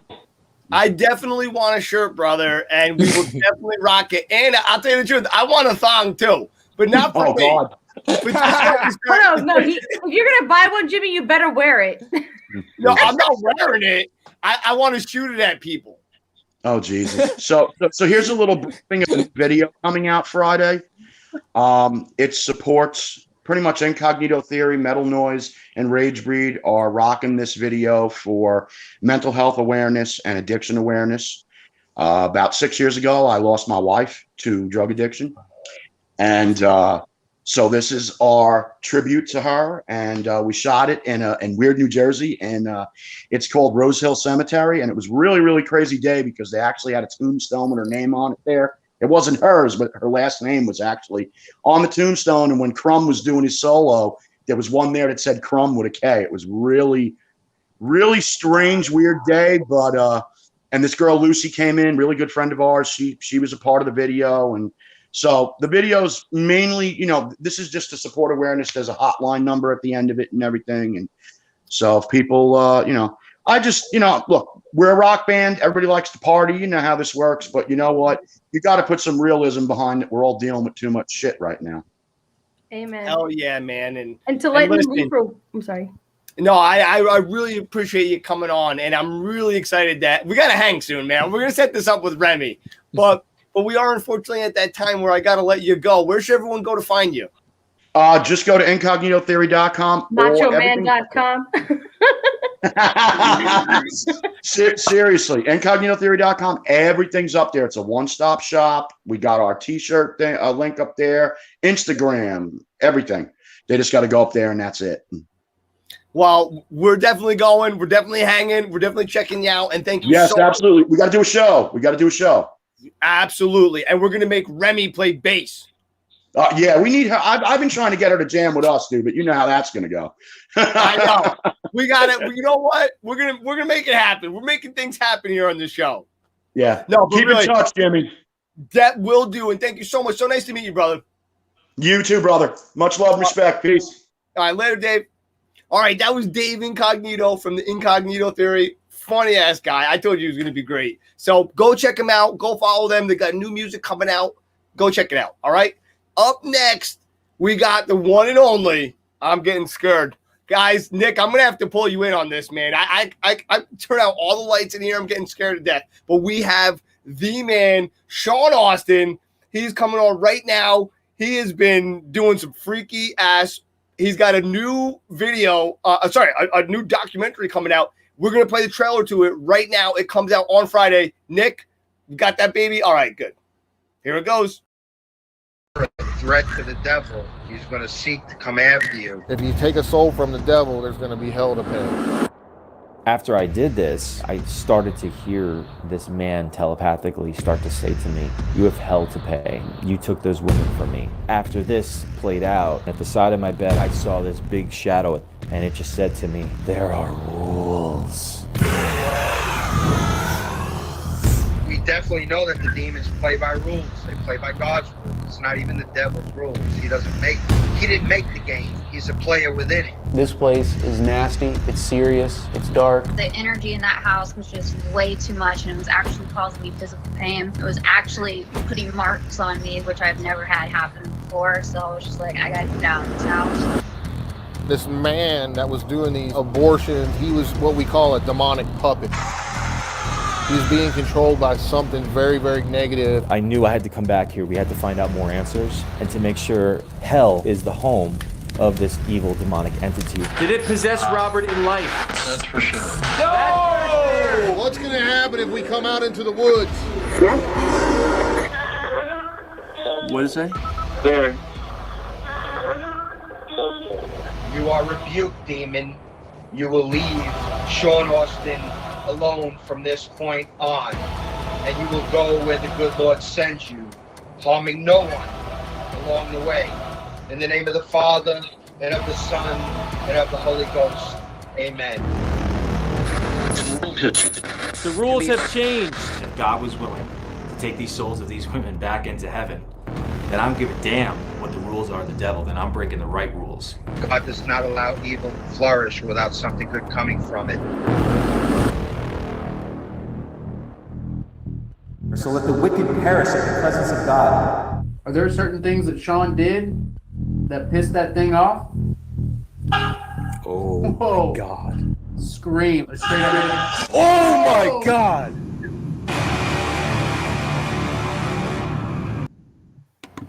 All right. Well, I'm freaked out, Sean. Oh my God. Guys, we got Sean live on the air. I'm sorry I hit the button. Nick, what's up, guys? Sean, welcome. Yeah, thanks for having me, guys. Dude, absolute pleasure, man. It's been a minute since we've had you on. You got this awesome documentary coming out, dude. Dude, the trailer said a little bit about it, but I'll tell you the truth, man. Woo! Dude, this thing's been following you for years? Yeah. Yeah, it's it was about 5 years ago, a buddy of mine and I, Dave Spinks, we went to a place in Ohio that was supposed to be just a normal investigation. And we were taken to the place that we were supposed to investigate. It used to be a brothel and speakeasy and stuff like this. And there was a place that we were staying at for these couple of days that we were going to investigate. They were just going to have us stay there. It was right there. And they were like, oh, there's some stuff that goes on here, this and that. But yeah, like as soon as we walked in the door, like I'm sensitive to this stuff, like I can feel it. And immediately when I walked into this place, I mean, I was like, whoa, something is seriously wrong here. And like we were both drawn to go down to the basement. And that's just when like all these creepy things started to happen, realized that this place is really messed up. And these women were like just saying that there's something evil there and it was trapping them. And, over the course of the last, couple of days, we had crazy demonic activity. And ultimately I ended up praying for these spirits of these two women. And I believed I crossed them over. And then this demonic force and this man, whatever he once was, whatever it may be, I would hear him saying, you have hell to pay for taking those women from me. And for 5 years, he would come through in different investigations and so on. And not until this 2020, the summer of 2020, did I realize that it tried to, manipulate some sort of potential relationship between me and another girl, that it was trying to take revenge by doing that with a female because of what I did to it. And it took credit for it and, said I was weak. And that's when I knew I had the realization that I had to return back to this place to get more answers, to validate what I experienced up until this point, and to ultimately rid and displace the evil that had permission to be on that property and also, linger with me for so long.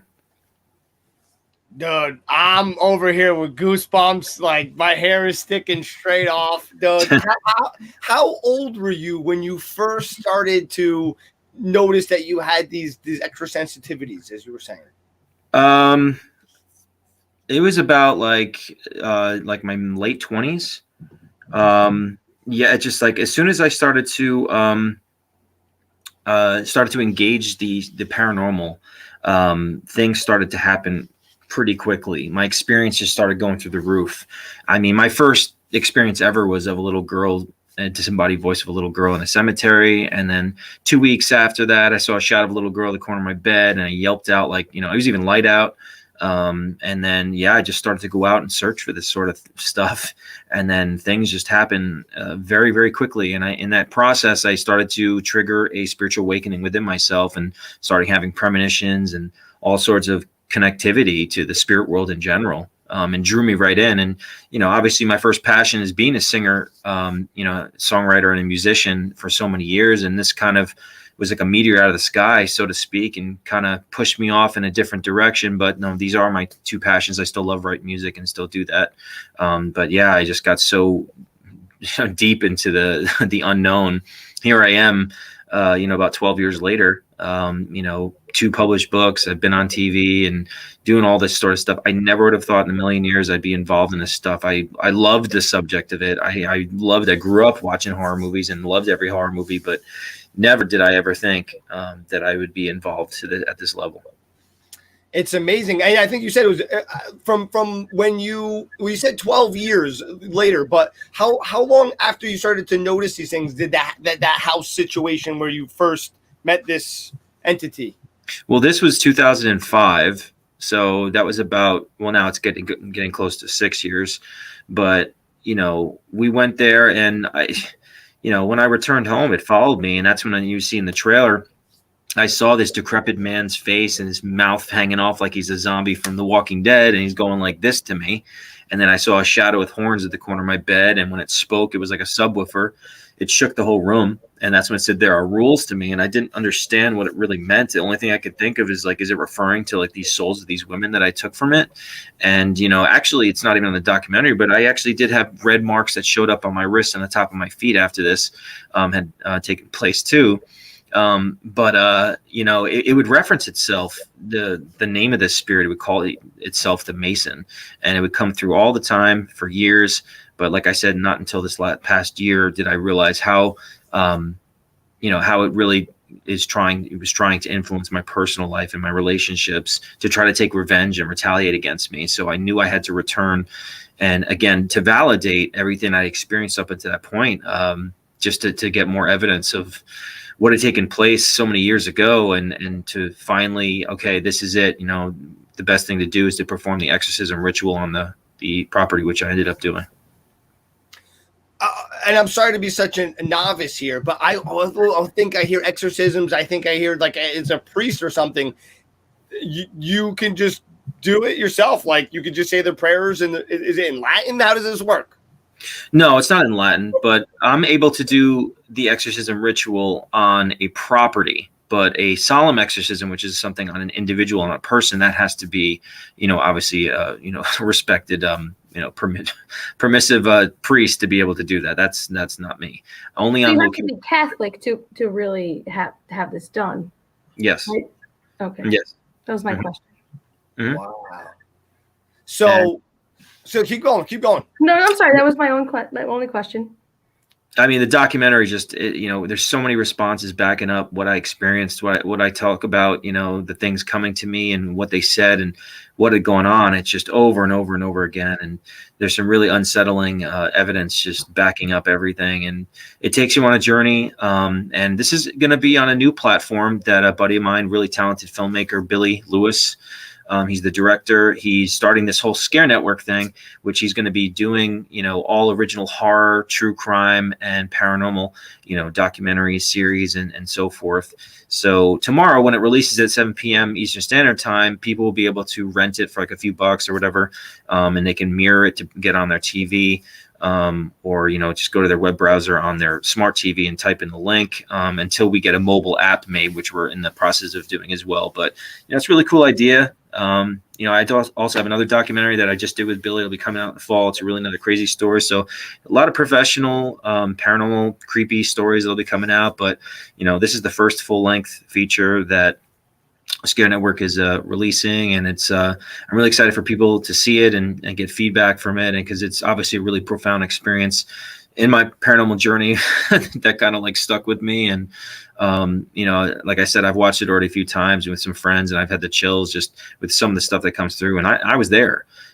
So it's just this stuff is real, and I just can't wait for people to see it. Dude, I'm a believer. I grew up. My mom claims that when I was an infant, I was in my crib in the other room. My dad worked midnight shift, so he was out of the house. And my mom's like a coma sleeper. Like, you can't wake her up for anything. And she claims that this ghost, like there was a woman that passed away at this house.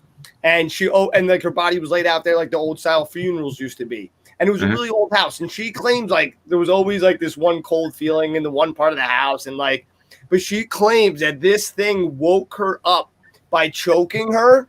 And then she sat up like in bed and then heard me choking in the other room. And she said, when she got to me, I was blue. And she says that this entity woke her up and saved my life.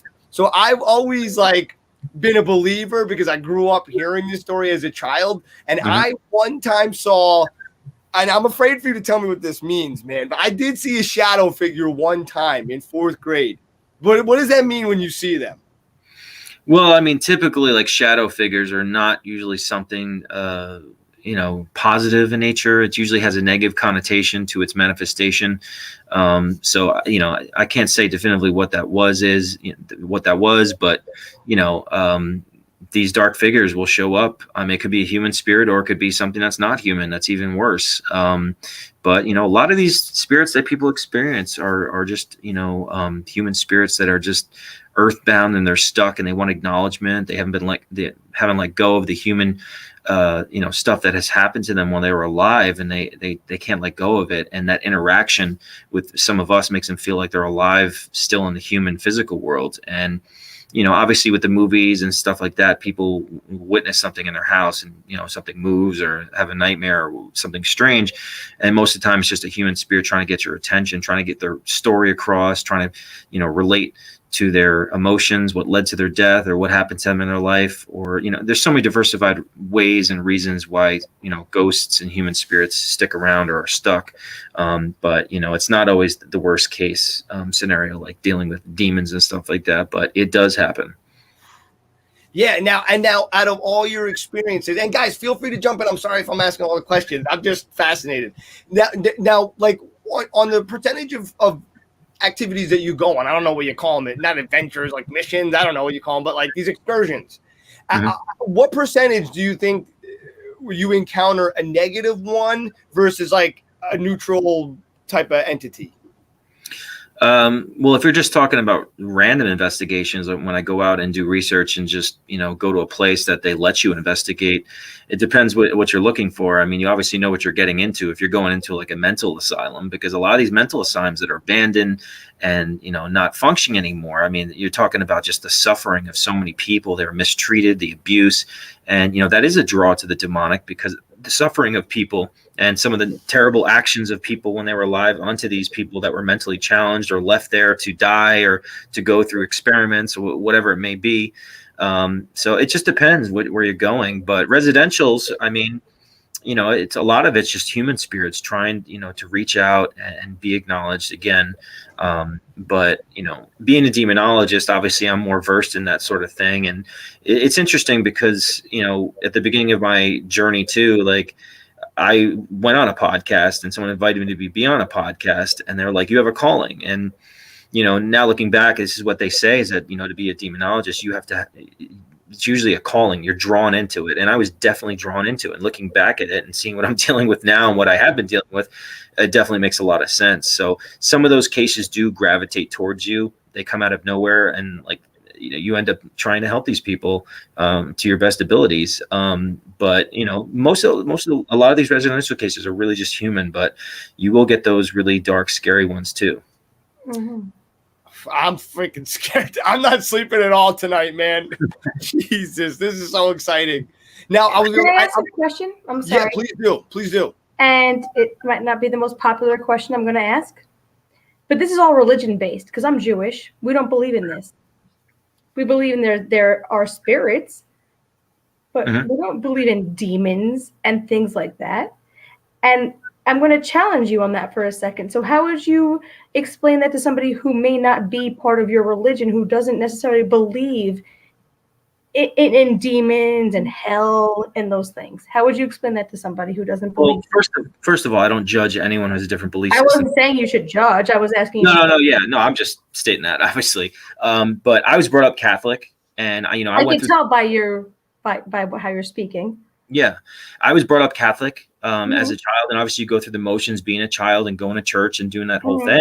But it's just something that you wonder about, and obviously you read the Bible and things like that. But it's a different ball game to actually, something from just going to mass and reading books to actually witnessing this stuff firsthand. And that's why I tell a lot of skeptics in general, especially with a lot of idiots that fake stuff on YouTube. Let me interrupt you for 1 second. I'm not a skeptic. I believe in spirits, and I believe there are spirits that can be negative, but I don't think there's a devil or a horrible, nasty spirit that is like coming to ruin lives. So that was kind of my question, and I'm not trying to challenge you. I'm actually curious. That's all. Well, Curiosity. what I was just leaning towards, it's all about firsthand experience. So what I was really going towards is that, as I got involved in the paranormal, and because of my background, you can't fight these things with your fists or guns. So, I mean, you have to figure out a spirituality, a foundation to actually protect yourself. And I've witnessed evil spirits react negatively of things of religious significance and associated with my faith. And I'll give you one example that was a very defining faith thing for my faith too. Is actually the other documentary that's come out in the fall is about this girl was actually possessed while she was pregnant. And I have so much evidence, over the phone. She would be speaking, different languages, and some of it I couldn't even understand, to the point where I had to put it in reverse and realize that she was speaking English backwards. And one of the times that she was actually on the phone with me, she was speaking in a low-tone voice and saying, "Sean, she's mine," in a creepy voice. And this is a 23-year-old girl at the time. And I had a 6-inch crucifix at this time, and she cannot see me on the phone. I'm on a normal phone call here. And I put the cross right up to the phone. And as soon as that cross hit the phone, she hissed at me. And it's just like one of those things. It's just one of the many experiences I could tell you of things reacting negatively of things like that. It's like, why is that? Why do I get things coming through on devices saying "F your Jesus," which they actually do on this documentary? Wow, I believe you. I was just curious. That's all. Oh no, I know you believe me. I was believe you. I was just curious. Stuff. It's like I said, like when I was growing up, it's like, oh yeah, I believe in God. It was the way I was brought up. But like, big difference to believe in God and know God exists, because I've witnessed this stuff firsthand. Wow, and being sensitive and having experiences. I've had visitations. Like I've been pulled out of my bed by my ankle, like about a foot out of my bed. I've seen doors slammed. I've seen objects thrown. I've seen shadows, glowing red eyes, glowing yellow eyes. I mean, I've been scratched. I've seen people get scratched. I mean, you name it, like I've experienced it. So, I mean, doing it for this long, it's a different ball game than being on the outside. Because I used to be one of those people too, just watching the documentaries and like actually thinking, wow, I believe in these stories, but I didn't know. But out there and being there, and I always say all the time, when you there firsthand, you have no rational explanation for an event that takes place. That's why we call it the unexplained. So, people who like to judge and become cynical and very skeptical out there, in a broad scale, they'll always say, like, oh, it's the wind or this and that, like defense lawyers for rationalities. But like, hey, if you actually witness this stuff and you won't have an answer for it from a rational standpoint, this is why we get drawn into this, because there's something going on here that we don't understand. Absolutely. And that's when people like myself and researchers and investigators get involved in this stuff, because we know that there is something to it. There's somebody in my house. Anytime you want to come by with one of those machines, I know there's somebody in my house. Oh yeah. I mean, there's ghosts everywhere. I always say, like, you think Facebook privacy is bad? I mean, people have no clue. I mean, and I was going to say too, Rem, in answer to your question too, because I'm fascinated by this stuff. Almost all cultures worldwide have stories of negative entities. Of course. And these are people that had zero contact with each other. There wasn't cell phones or the internet. It was thousands of miles of walking in between. And in particular, the Arabic people, current day Muslim area of the Middle East, they believe in the jinn, the DJINN. And the most common representation you'll know is the genie from Aladdin, who's actually a dark demon that gives you wishes. Robin Williams is not a dark demon. There's actually, in the Jewish faith too, there's something called the Dybbuk. Have you ever heard about the Dybbuk box? Because they actually take a box and they bind the evil spirit, which they call the Dybbuk, with like a piece of hair and some belongings, and they'll seal it up with beeswax. And obviously about the famous Dybbuk box. Possibly it's in Zach Bacon's museum. There's a really crazy story you could look up and watch the documentary about that, because it's insane. It literally traveled around and different people had it, and all sorts of crazy stuff started happening to them. An old lady beating them up every night, smelling urine, piss. People just everything getting thrown around the house, and it literally would pass from like young kids in college to a museum director to an antique shop, and like all this nasty stuff was happening. There's another thing that's going on around us that personally for me, it can be overwhelming. It's for a lot of people if you're not used to it. But I mean, at this point, it's just like, it's a humbling gift for me, that comes with good and bad. But And I apologize if I made it seem like I didn't believe what you were saying.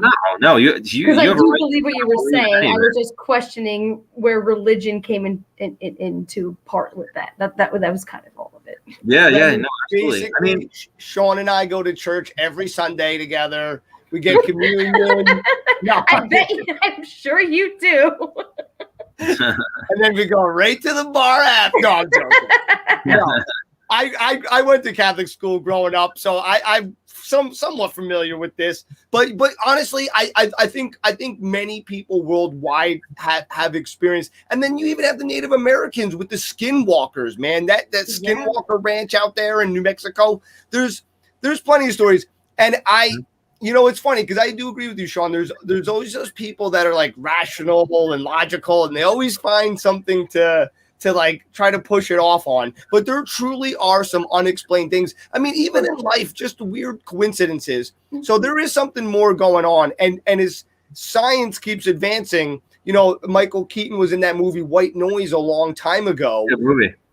And that was like to the normies of society, like an introduction to what was the normies. Yeah, like the average person kind of got an idea of like, oh, you can take electronic equipment and measure things that you can't otherwise. And I always want to say this too, Rem. Yeah. The number one thing, and this isn't to you, but this is to any skeptic out there.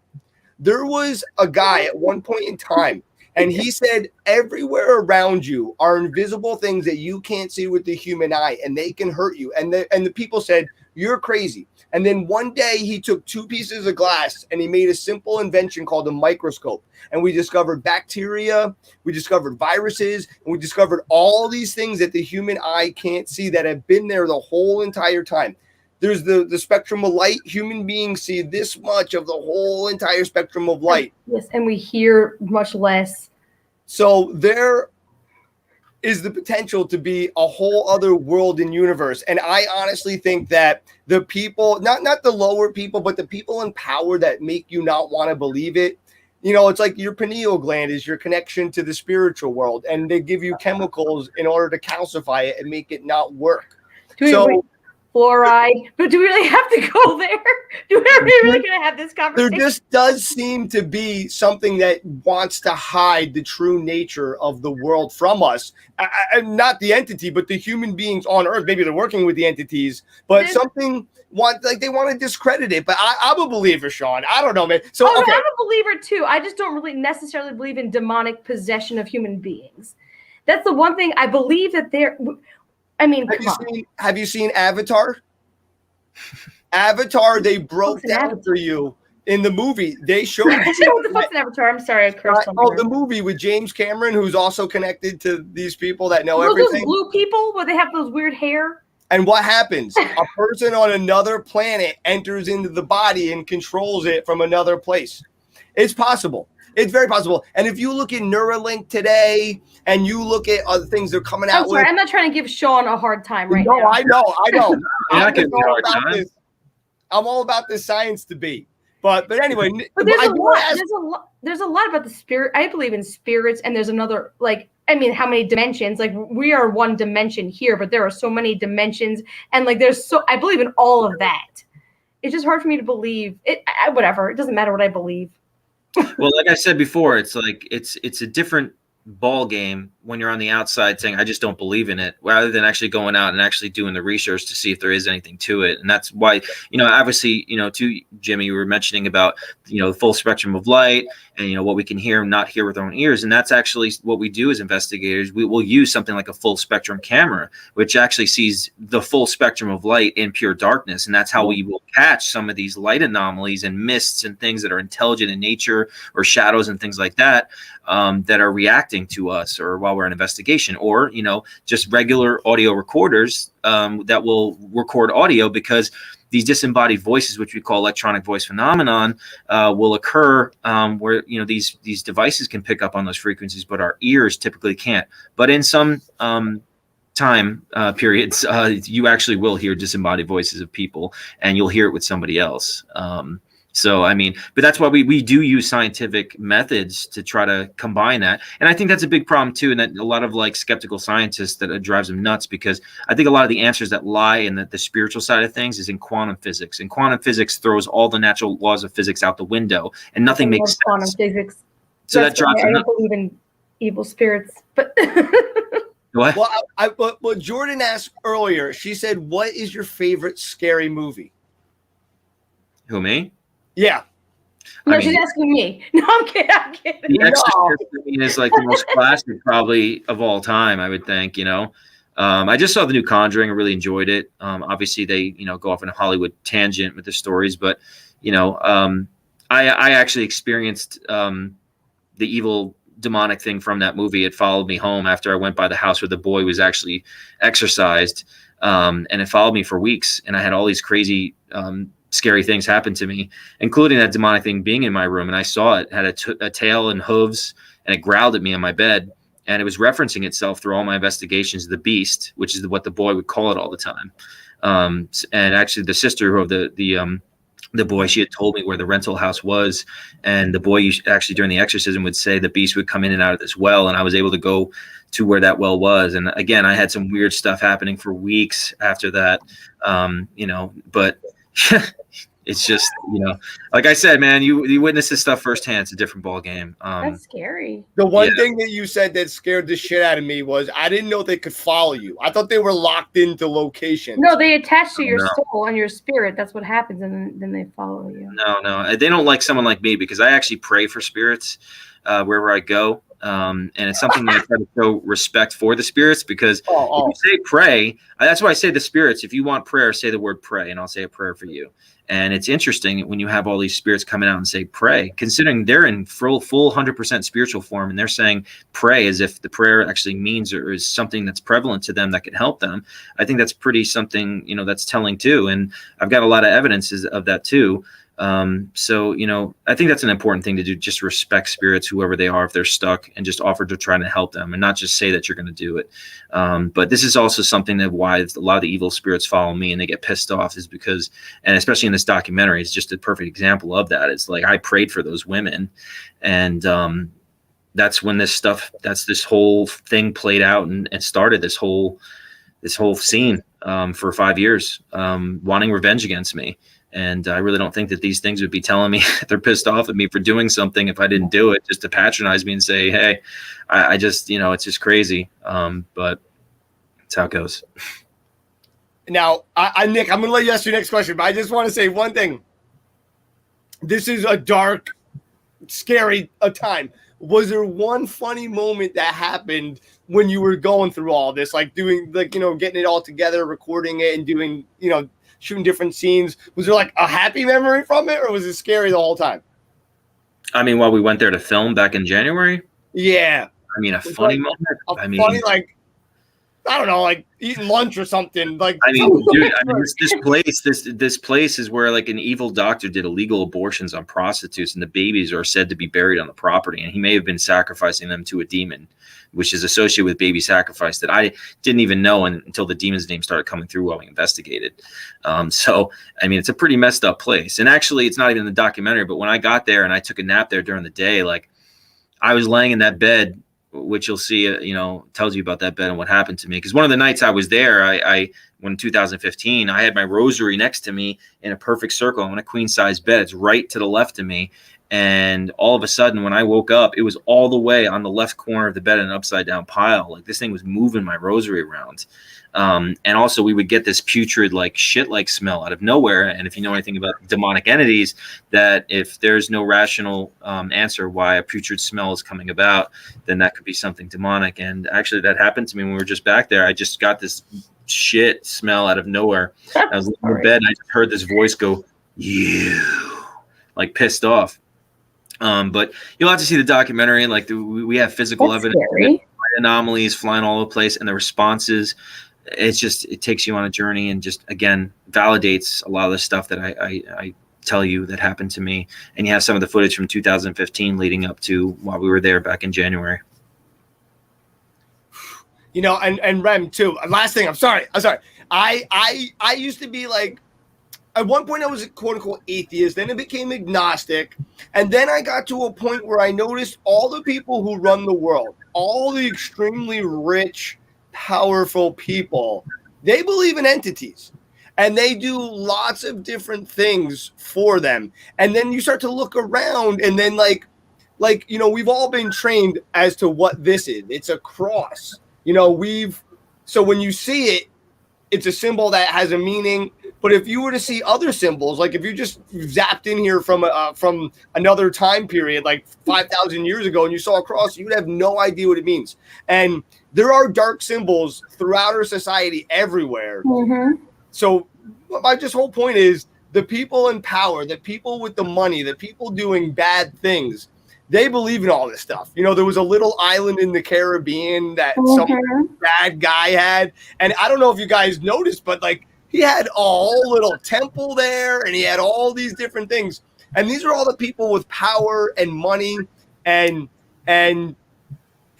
I think it's starting to come out, but anyway. Can I just rebuttal that for 1 second? I believe that there are spirits. I believe in spirits, and I believe in the spiritual world. I believe in all of that. So let me just, if I haven't reiterated that enough, I really do believe in that. I don't think we're energy. Okay. So when we die, we don't, okay. Our bodies our flesh bodies are gone, but there's still energy, and energy cannot be destroyed. So I 110% believe that there are spirits out there, that there's dimensions, like I just said, and I 110% believe that. Mm-hmm. I've heard this. Has anyone ever heard this, that heaven is actually the fourth dimension? No, I haven't heard that. But I mean, I know as scientists, they agree that there might Apparently be. There are no bugs there. That's what I've heard. That would be a plus. I had to lighten the mood for a second. I'm sorry. I had to. I mean, scientists agree that there might be 8 to 12, I think, dimensions that are all around us. I mean, one of those dimensions could be where a lot of these ghosts are. Or our souls are always evolving.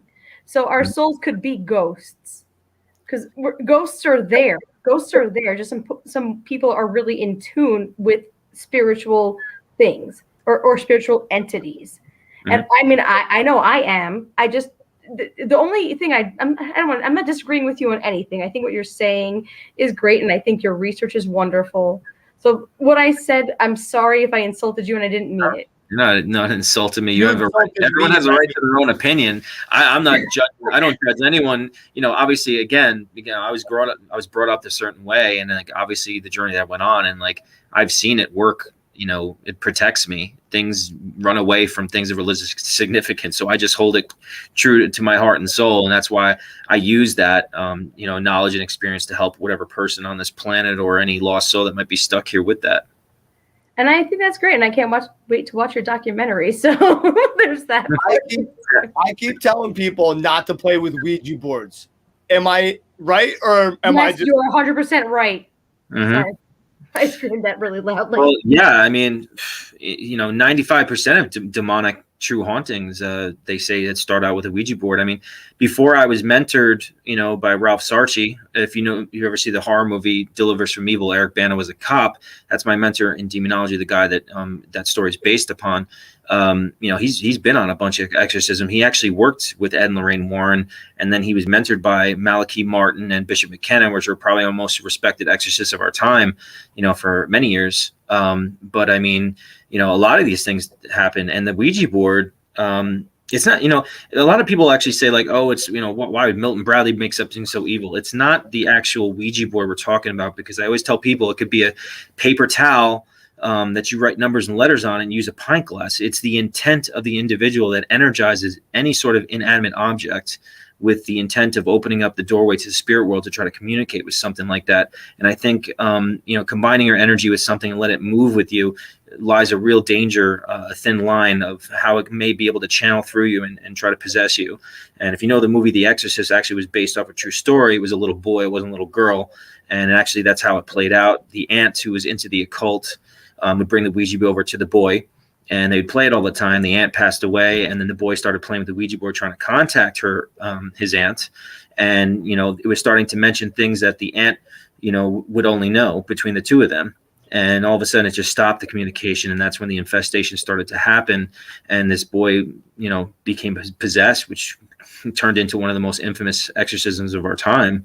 But that sort of thing happens. These things will use this as some sort of tactical method from the shadows to be invited into our lives to cause chaos within ourselves and everyone around us that we care about. You said the word intent, and I think that's a huge word in everything that you're just talking about. Intent.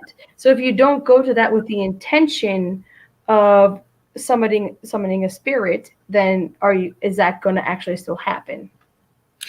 I don't think that, if your intent was just to play it like it was a silly game, right.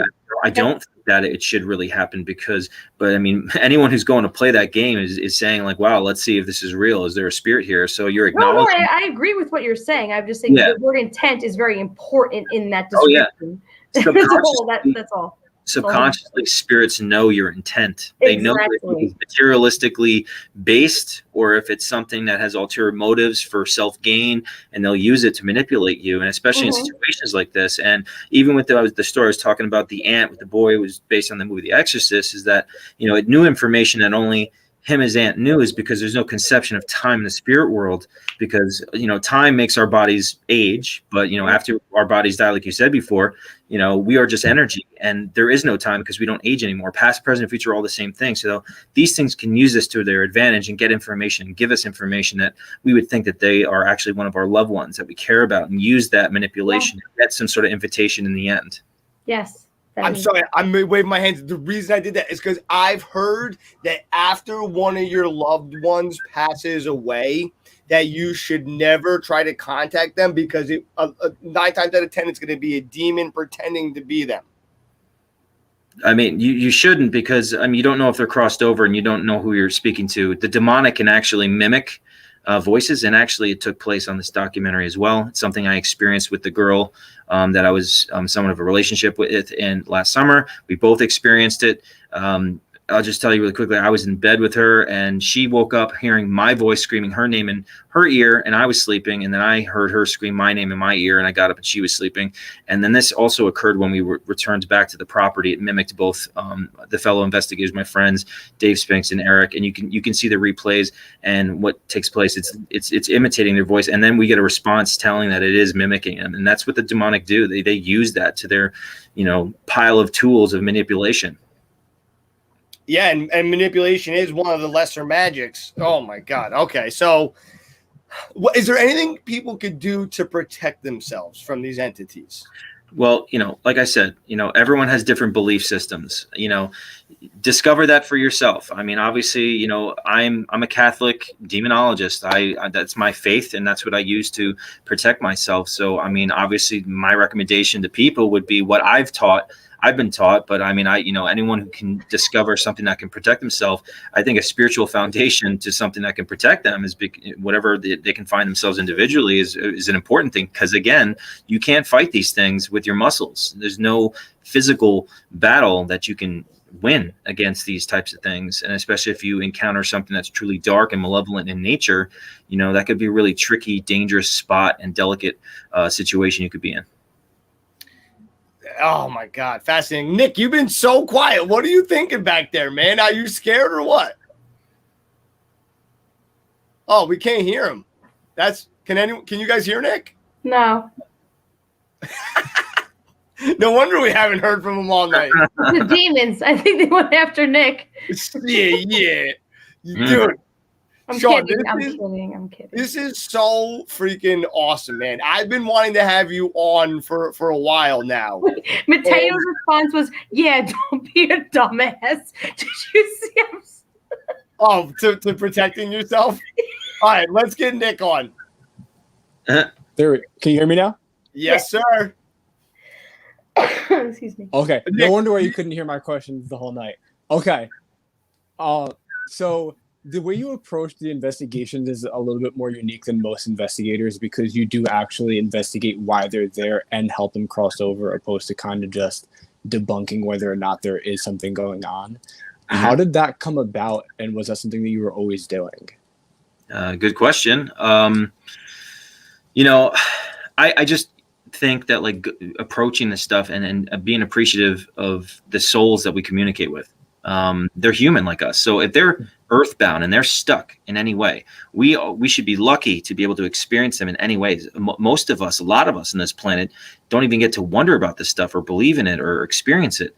And we all are brothers and sisters. We come from the same source of light, and that's God. So I mean, that's how we should treat each other. And I talk about this on the documentary. It's just like, if I saw a woman on the side of the street and they're bloody, I mean, am I going to drive by, and just say, forget about it? Or am I going to stop and say, hey, look, what happened here? Can I help you in any ways? And that's how I treat it when I look at these souls. And the experiences that I've had with it, helping spirits and having evidence of that. I leave the spirit box on when I pray for these spirits, and then voices will come through and say, I'm going to heaven. Thank you. The angels are here. And getting validation and intelligent responses to something I might actually pick up psychically, because even I talk about in the documentary is that, right now, and it developed from that moment in 2015, the first time ever that I saw a white dove in my mind's eye, which is a female crossing over, and if a male crosses over, I see a white horse. And usually after that, I'll announce it in many time over and over again. And this is on live streams that I've investigated, and people can watch my live investigations, which I'll be doing this week in Tombstone, Arizona, at the Birdcage, on my YouTube channel. If you just type in Sean Austin Paranormal, you can see this stuff and non-edited. It's not just TV. You can see some of the stuff that goes on and make your own judgment. But I want to give evidence, an extra step of validation to not only to helping these spirits, but also letting people see the power of prayer and the intent of trying to help spirits and the reciprocation from spirits of evidence, because we're looking for evidence, but we don't want to treat them like zoo animals and say, here, knock something over and then take off and leave them, and they're still trapped there. Because and most of the times it's just like the movie Ghost with Patrick Swayze. They're like, hey, I'm over here and I'm stuck. What can I do to get your attention? I'm stuck here. And you're just like, hey, whatever, man, just knock over the glass. Just knock over the glass. I mean, imagine if you were in their shoes. And obviously, the golden rule that's in the Bible, and I think that transcends every single religious belief that ever was or ever will be. It's love others the way you want to, be loved. And that's really what I try to do, is show that, attitude towards these spirits. And I really do think that reciprocation shows itself very much so. Absolutely. And I think that's one of the reasons why you're so perceptive to what goes on around you and able to pick up on it. You mentioned the spirit box, and even in your Haunted Colonial in video that you did, the stream, you collected some audio evidence as well through there. Do you find that one piece of equipment works better than others for capturing audio, or does it really kind of depend on where you are? I mean, I love getting the straight up communication, be able to talk to them, because it's like you can use, I love the SLS cam. If you ever see the thing where the stick figure shows up, I mean, the two most important things you want to be able to see is hear the spirit and see the spirit. If not, you want to just see something move. But if you see something move, you really don't know who you're communicating with. So having some of these devices where we can actually communicate and get intelligent responses, we're ultimately going to get a better idea of what their name is, what history, what time history, because I mean, you could be in a location that's from the 1800s. You don't know where that spirit's from. It could be from the 1800s, the 1900s. It could be later on in life. They could be just there. They may have followed you there. You just don't know. There's so many factors that come into play, and that's why these devices are so special in our investigation. Also, me having psychic abilities and medium abilities is that if I pick up on something, I want one of these scientific pieces of equipment to validate or correlate with what I'm picking up, feeling, hearing, or seeing, and that gives more genuinity to what's going on as a whole. So I feel like I'm as if my own piece of equipment too, and I really obviously enjoy that. It's fascinating. If we were to go back 1,000 years ago, and I were to pick this thing up and read from it, the average person would think I'm bullshitting, because the average person couldn't read 1,000 years ago, even though they fully possessed all the capability in order to be able to read. But someone had to show them and teach them on how to do this skill. Do you think it's possible that most human beings, or a lot of human beings, have the ability to connect with these things, except they just haven't been taught how to do it or what to do or anything like that? Or do you think it's kind of like is it like a guitar thing where someone just some people are just better? Jimi Hendrix just had it in them. Van Halen, they just had it. What do you think it's like? I definitely believe it's like that. I think that first of all, we're spiritual beings living a human experience. It's not the other way around. That's who we are as a core. So mean? But in our lives, I think individually, on a wider scale, and what our spiritual mission is before we come here is all based on what we're supposed to potentially accomplish by being in these lives, and why we endure what we do in whatever our individual lives are supposed to. Now, I think that some people, I mean, there could be someone that was meant to be an atheist and not believe in God, but they're still a great person, and they're doing good work in helping people. And I think that light represents exactly what God represents: unconditional love and forgiveness. It don't matter what it is, because our souls could have landed in anybody doing anything, having any sort of religious belief. But when it comes to psychic abilities, some people are more endowed to be attaining these abilities more naturally. Like, I mean, for me, I played guitar and I took 3 guitar lessons, and then my ear became my best teacher. And then like years later, I did my first solo CD and played drums, bass, guitar, and sang on everything.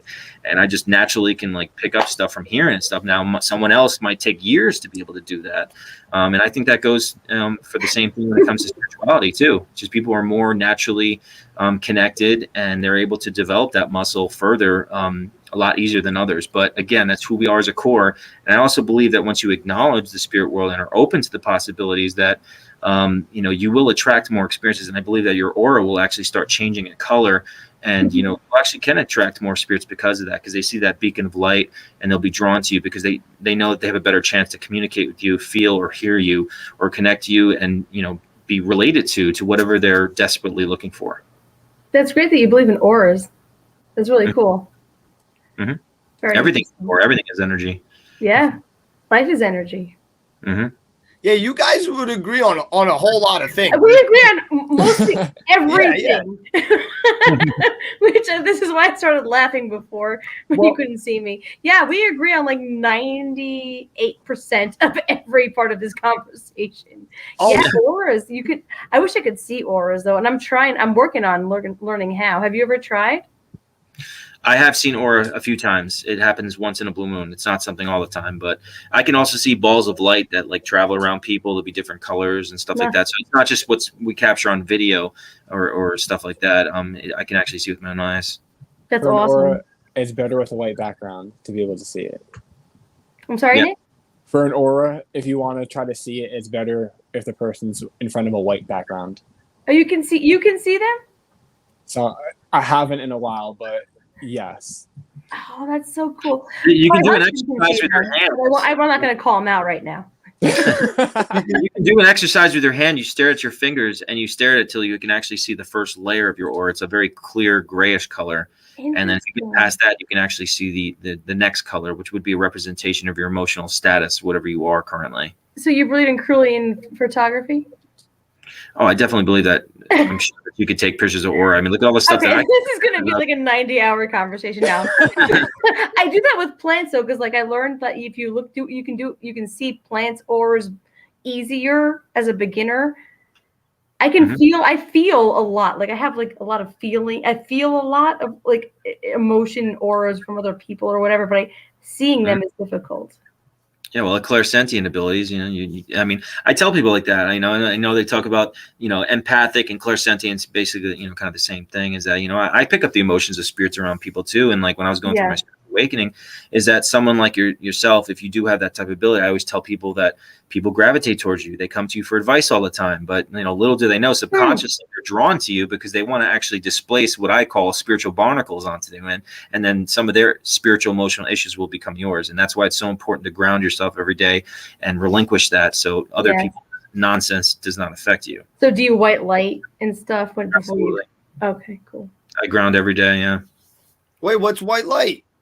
Well, it's a visualization, and visualization is a very powerful thing. Everyone can come up with their own visualization, but I do it actually in the shower because it is a time of cleansing. So I kind of do like this whole little grounding exercise. Imagine white light all around me and just releasing the negativity. And, you can do all sorts of your own way of doing that, but it just situates yourself to make sure that, again, that other people's emotional, spiritual dysfunctions are not affecting you if they're around you or aiming it towards you. Mm-hmm.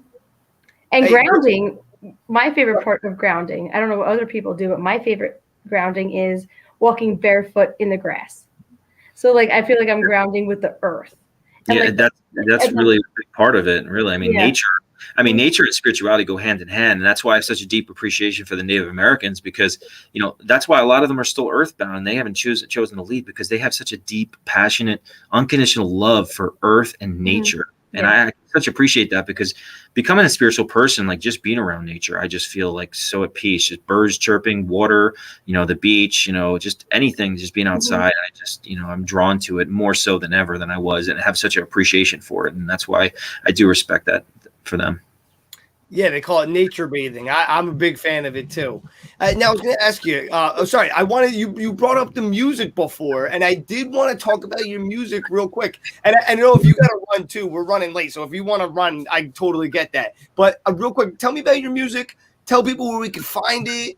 You're a singer songwriter. What else? Yeah, I mean, obviously I'm an author. You got the whole paranormal aspect. Well, just go to my YouTube channel, youtube.com. Just type in Sean Austin Paranormal. It has my music and my paranormal investigations on there. And when I go live, I do live investigations and I do edited investigations. But, I did my last EP in Nashville. You can get all my, go to SeanDAustin.com, SEAN, D as in David, AUSTIN. I signed books. My first 2 books I published about the paranormal. I sign them and mail them out, especially EPs as well, anywhere in the U.S. Otherwise, you can get my books or my music on iTunes and Amazon and all that good stuff. Yeah, I mean, that's pretty much it. I hope to record again at some point. Got a lot of songs I'm kind of floating around and messing with. So. Yeah, I'm sure the pandemic kind of derailed that a little bit. And since you could still go out and visit these places, it was kind of probably easier to put more energy over there. Yeah, I was investigating everywhere. I was just literally traveling around, because you can't go play live or do any things like that. So I was just investigating constantly.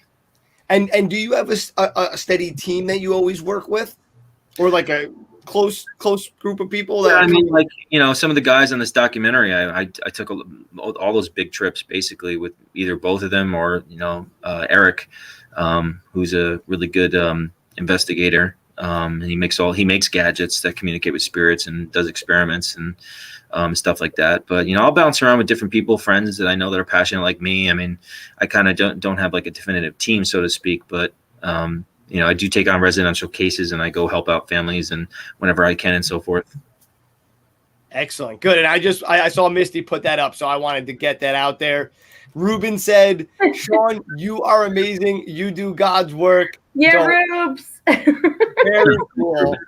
So we really appreciate you coming on the show. Yeah. I could keep talking to you another hour, but I know you got a life. I'd like to talk to you more, Sean, if that's possible at some point. Yeah, anytime. I'm actually done here. I was going to jump on my YouTube and do a Q&A for people, because I've been busy the last couple of weeks. I've been working on trying to get, reviews for our Maleficent documentary, getting that all, making DVDs and getting them all made and all this crazy stuff. Yeah, I'm going to be jumping on my YouTube and doing a Q&A for people on there if you want to join. Well, everyone go there. Hop on. Yeah, exactly. We're going to end and we're going to take the party over to Sean. So everybody head over there. Sean, thank you so much for coming on. We better hang out soon, man. Me, you, and Phil. Man. We're going to get crazy. No demons, though. I'll be scared shitless over there crying in the corner. But you gotta white light yourself, Jimmy. Just do the white light. No demons are coming your way. There you go. Thank God. Please. It'll be like Willy Wonka. I'll be white lighted in this perfect room. Thank God. No, but listen, we'll go get some food or something, man. Yeah, man. Definitely. It's the summer. We'll definitely get up on something. I'd love it, bro. Well, listen, thank you so much for coming on. Absolute pleasure to talk to you, and hope to get you back real soon. Absolutely, guys. Have a great night. Thank you, Sean. Thank you so much. We'll catch you later. All right, guys, that was Sean Austin scaring the ever-living shit out of me. Oh, my God. That was awesome. That was awesome. Sean is great. I really appreciate him, coming on the show. So, wow. Yeah. Woo! He's the real deal. If you guys haven't seen his YouTube page, he has countless encounters that he's done, different places all over he's gone to of these live investigations. You can literally see their hours that he does them. And Sean, I know you're not there, but best episode so far, according to Mateo. And they have seen, I think, all of them. I'm not sure, but a lot of them. If you haven't seen all, Mateo, you've seen, I think you've seen all. But anyway, Mateo, you're awesome. Thank you so much for all your support. Caroline, Ruben, Misty, Trudy. Who else is here? I saw Alicia. Steve was here before. Nancy, Alicia, my girl. I love her. We gotta hang out with her one day, Rem. Nancy, guys, thanks everyone. So, muchachos, thank you so much for tuning in from Twitch. Please, thank you so much. We love you guys. All right, I'll see you guys later. I love you guys. Have a great night. We'll be back next Monday. We got some more guests. I don't know. Some great guests. Who do we got? We got singer-songwriter Kelly Wood. Boom! Kelly Wood, bringing the wood, hitting a home run right out of the ballpark. And we have, Master Sansula player Brandon Blake. I don't even know how to say that. We got him. And I don't know whoever else is on the show, because those are the two I got on the. I don't know. Well, thanks so much. And 2 or 3 ain't bad. yeah, and then I got. Oh, what do I got coming on? Shit, I got someone coming on. Oh, I thought you really knew. I was like, who is it? I forgot. But Matt, right? Guitar player? Sure. Hold on, let me look. Hold on. I got it right here. Oh, we got John. Oh, God. Yeah, we do. We got Matt. Yeah, Matt Takish. Sorry, Matt, if you're watching. I love you. And we got John from one of the last coming on. Oh, my God. I'm so excited for John. He's got a killer thing he's doing. So excited. Awesome festival. But anyway, guys, from Stereo Joe, from whoever, Nick, the Viking, Remy, the Galer, I'm Jimmy, the James. Thanks so much for watching. We